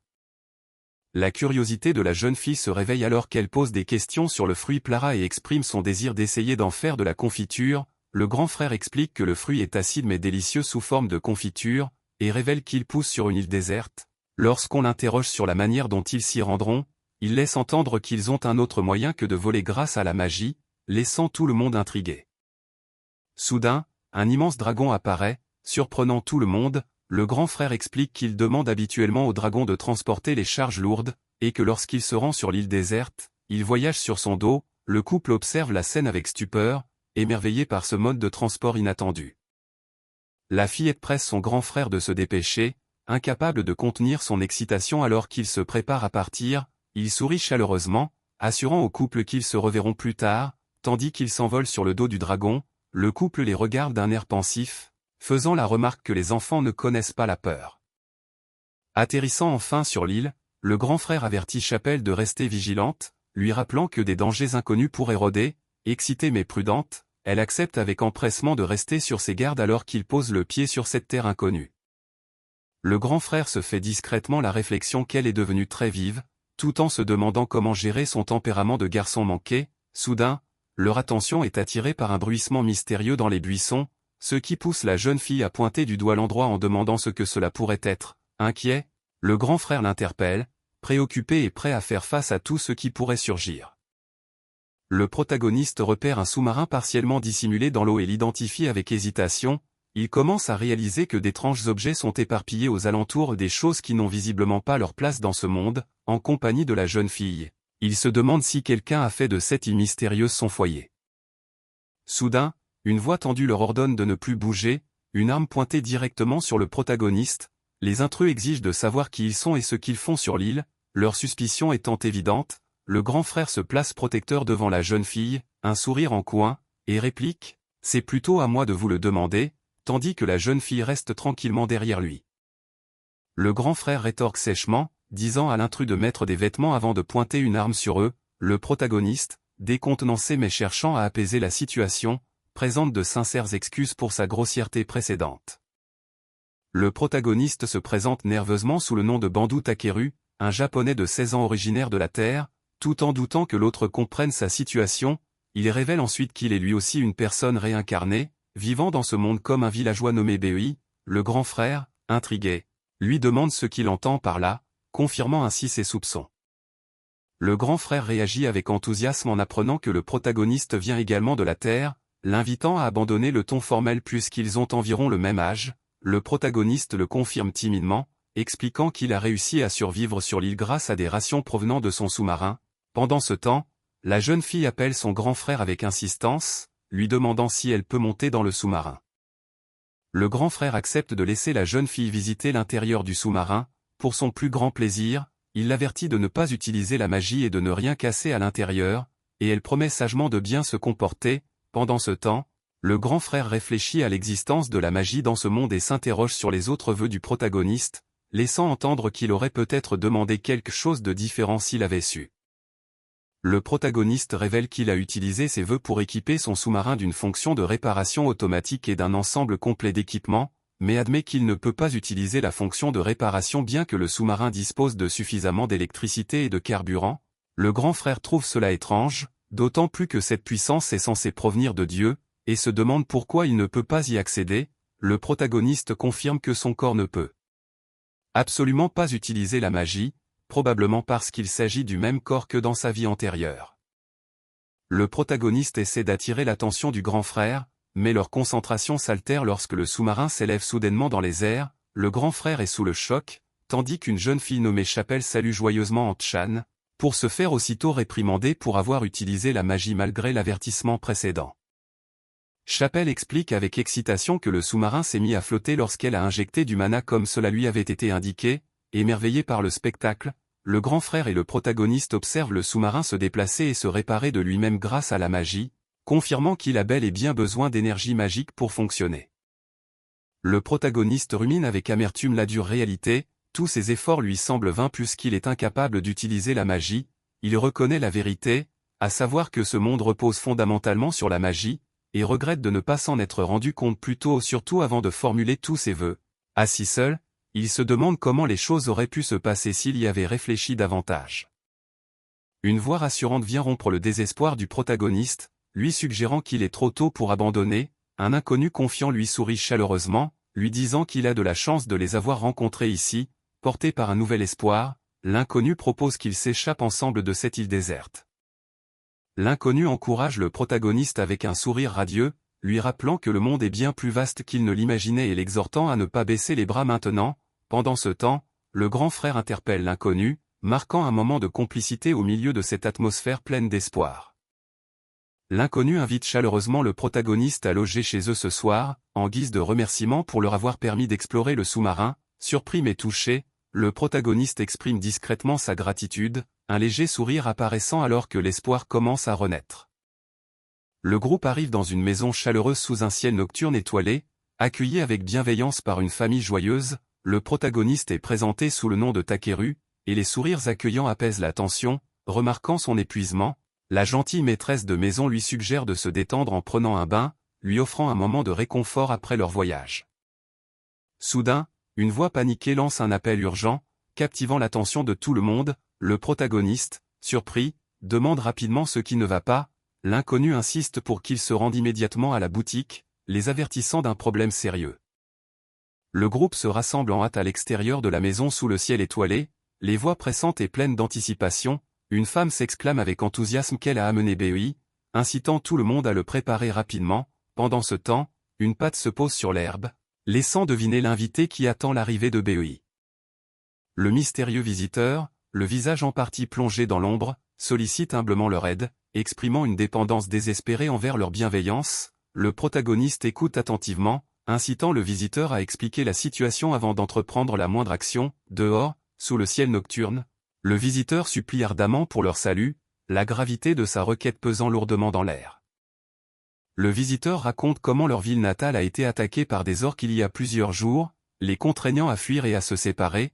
Il partage les retrouvailles douces amères avec sa fille et leur frère dans ce village, mais déplore le fait qu'il n'ait plus d'endroit qu'ils puissent réellement appeler leur foyer. La gravité de leur exode pèse lourdement tandis que le protagoniste assimile l'histoire en silence. Le visiteur promet sincèrement de les rembourser plus tard, suppliant qu'on leur vienne en aide car ils n'ont personne d'autre vers qui se tourner. Le protagoniste examine la situation en profondeur, envisageant l'idée audacieuse de faire vivre ces personnes déplacées dans le donjon d'une ville souterraine. Pendant ce temps, Aval est pris au dépourvu lorsqu'on lui demande son opinion, visiblement surpris par cette question directe. Le protagoniste réalise rapidement que le plan ne peut pas fonctionner puisque la construction n'a même pas encore commencé, et que bâtir de véritables maisons à partir de zéro exigerait un travail et des ressources considérables. Aval, plongé dans ses pensées, reconnaît la difficulté de la situation, visiblement préoccupé par le défi à venir. Le protagoniste propose maladroitement de la nourriture, essayant d'atténuer la tension tout en reconnaissant la complexité de la situation. Bien qu'il ait l'impression d'être un fardeau, il rassure en disant que c'est compréhensible compte tenu des propres difficultés de la famille. Une expression pensive traverse son visage alors qu'il formule le souhait d'une vaste terre où les personnes déplacées pourraient trouver refuge, provoquant un moment de réflexion silencieux. Le protagoniste suggère prudemment l'idée de s'installer sur une grande île déserte, décrivant sa montagne et son lac comme des ressources potentielles. L'évocation de cette île retient l'attention de tout le monde, en particulier lorsqu'il demande directement l'avis du chef de tribu à ce sujet. Le suspense grandit alors que le groupe envisage la possibilité de prendre un nouveau départ sur cette terre isolée. Le chef de tribu exprime son inquiétude quant à la capacité de son peuple à s'adapter à un environnement si peu familier. Malgré le soulagement de savoir que cette terre est exempte d'ennemis, une autre voix se joint à lui, qualifiant de cruel le fait de les abandonner en territoire inconnu, mais le protagoniste assure avec confiance que tout se passera bien. Il s'engage à leur enseigner personnellement les compétences de survie essentielles telles que la construction, la chasse et le commerce. Demandant ce qu'il pense de ce projet.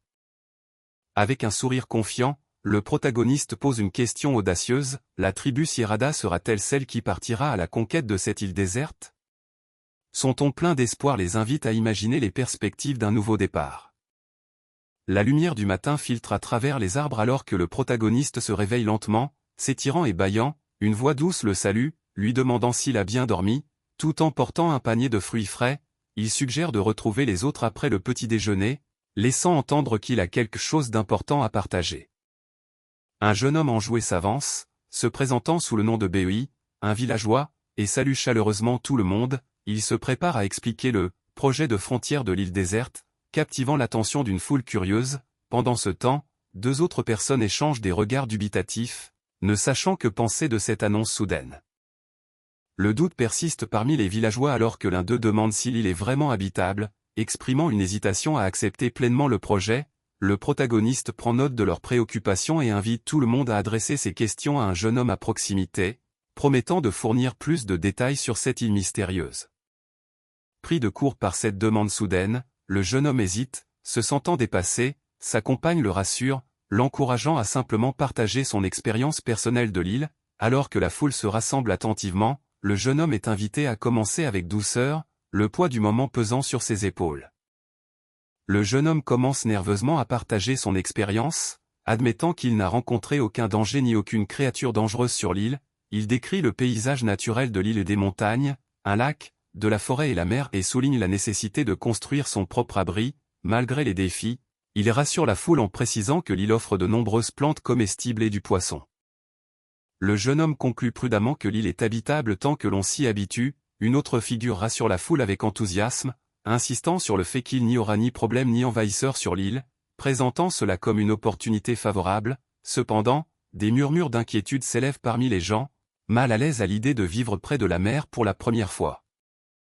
Le jeune homme réfléchit en silence, reconnaissant la difficulté pour un habitant de la terre ferme de s'adapter à la vie en bord de mer. Alors que des murmures parcourent la foule, une autre voix s'élève avec passion, exhortant tout le monde à y voir une formidable opportunité plutôt qu'un défi.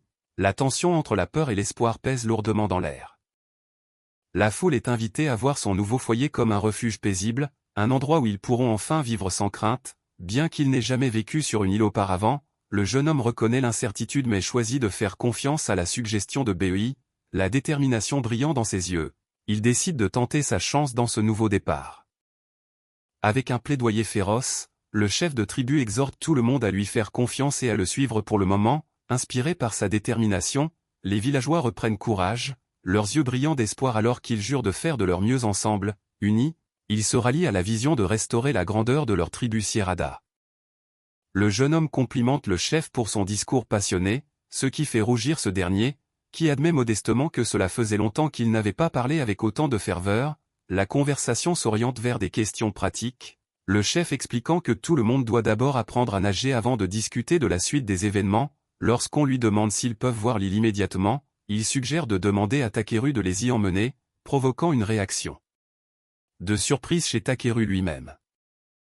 Le jeune homme suggère joyeusement qu'apprendre à nager aidera également Takeru à s'entraîner à piloter le sous-marin, ce qui amène Takeru à se demander nerveusement s'il n'est pas traité plus durement ces derniers temps. Pendant ce temps, les autres le taquinent gentiment, ce qui pousse quelqu'un à avertir de ne pas trop le bousculer. Interrogé sur sa boutique, Aval révèle qu'elle est fermée aujourd'hui car il doit discuter de quelque chose d'important avec le chef. Passant en mode marchand, Aval demande joyeusement s'ils accepteraient de lui vendre la fourrure de la tribu Sierrada. Les membres de la tribu sont surpris mais curieux de savoir si leur fourrure peut vraiment être vendue pour de l'argent, ce à quoi Aval répond avec assurance par l'affirmative. Pendant ce temps, un autre membre accuse gentiment Aval de viser sournoisement la fourrure lui aussi, mais celui-ci se contente de sourire en coin et de lancer « Premier arrivé, premier servi, mon frère ». Aval estime qu'un rouleau de la fourrure de la tribu pourrait se vendre environ 5 pièces d'argent, surprenant le membre de la tribu par cette valeur élevée. Il explique que cette fourrure est plus fine que celle des chèvres à poils longs, ce qui la rend très recherchée par les artisans pour les tapis et les vêtements, puis, avec un large sourire, Aval propose de reverser la moitié des bénéfices à la tribu à une condition. Le chef offre chaleureusement à Beui une marque d'appréciation et insiste pour qu'une part des bénéfices lui soit également versée. Bien qu'un peu réticent, Beui accepte, encouragé par les attentes élevées du chef. L'accord étant conclu, le protagoniste rappelle à tout le monde qu'il faut d'abord rassembler les villageois pour tondre les fourrures. Le bruit net des ciseaux coupant la fourrure marque le début du processus de tonte. Les villageois se rassemblent, certains souriant et discutant, tandis que d'autres attendent patiemment que leur fourrure soit soigneusement coupée. À proximité, le protagoniste observe la scène en silence, reconnaissant que le dur labeur a officiellement commencé. Alors que le protagoniste se repose, un petit nain s'approche, lui demandant poliment s'il y a du travail pour lui également. Surpris, le protagoniste se demande depuis combien de temps le nain est là, tandis que le nain révèle joyeusement qu'il accompagne la tribu Sierrada depuis le tout début. Le protagoniste cherche à savoir si le nain est vraiment ravi de travailler sur le projet de frontière de l'île, mais le nain hésite, admettant qu'il n'est pas entièrement convaincu. Se rappelant la race du nain, le protagoniste suggère de le présenter au forgeron du village, supposant qu'il doit être doué pour cela. Cependant, le nain s'empresse de démentir, avouant qu'il était terrible en forge, ce qui pousse le protagoniste à lui demander ce qu'il sait faire en réalité.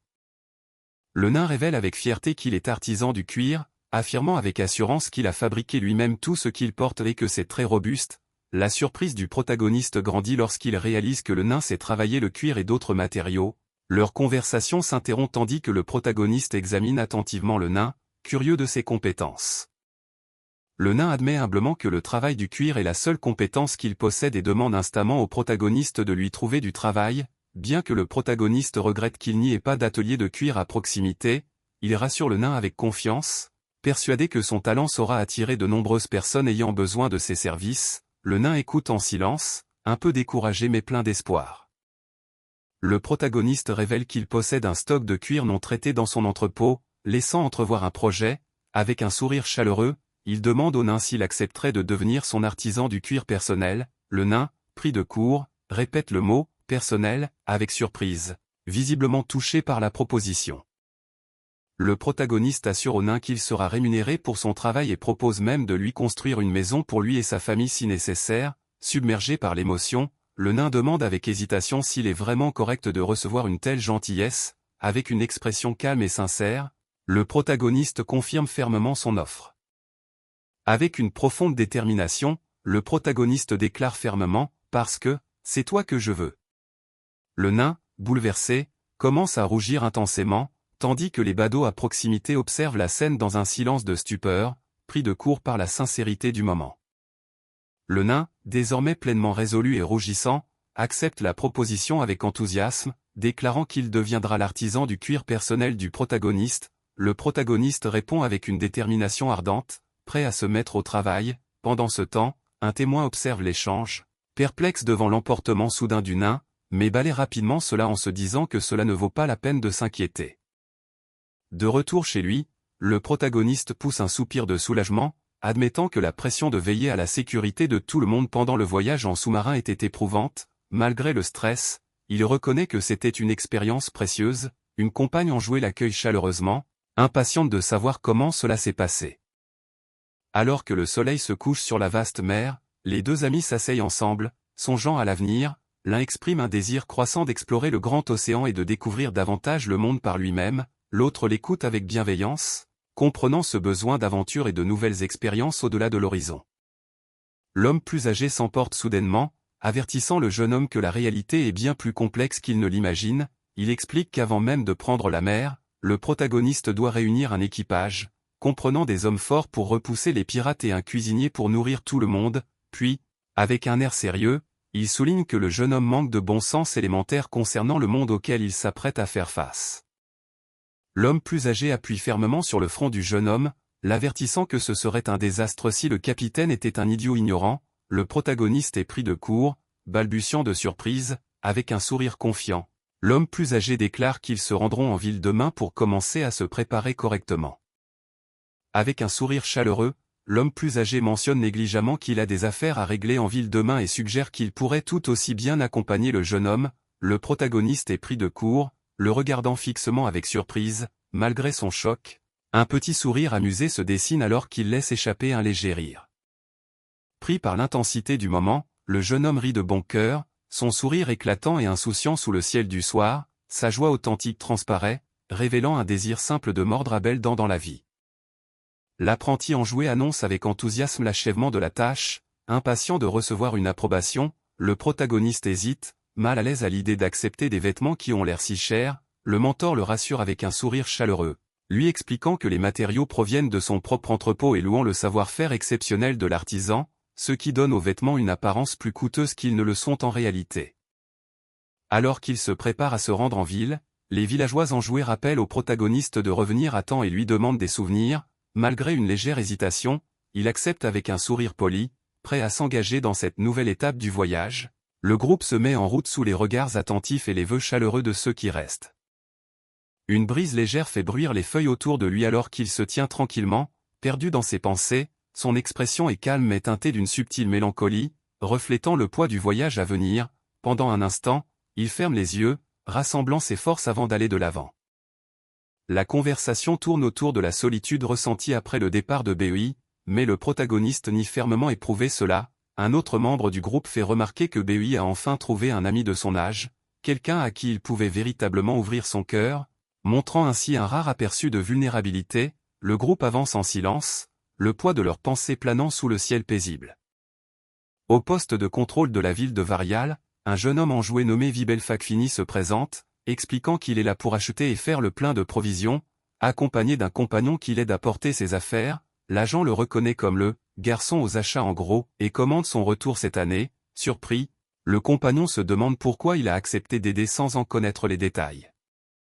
Le compagnon est pris de court en réalisant les sommes astronomiques que le jeune acheteur dépense chaque année, se demandant bien d'où il sort tout cet argent. L'agent explique que l'acheteur fait ses courses si intensément que c'est comme s'il essayait de vider chaque magasin de la rue.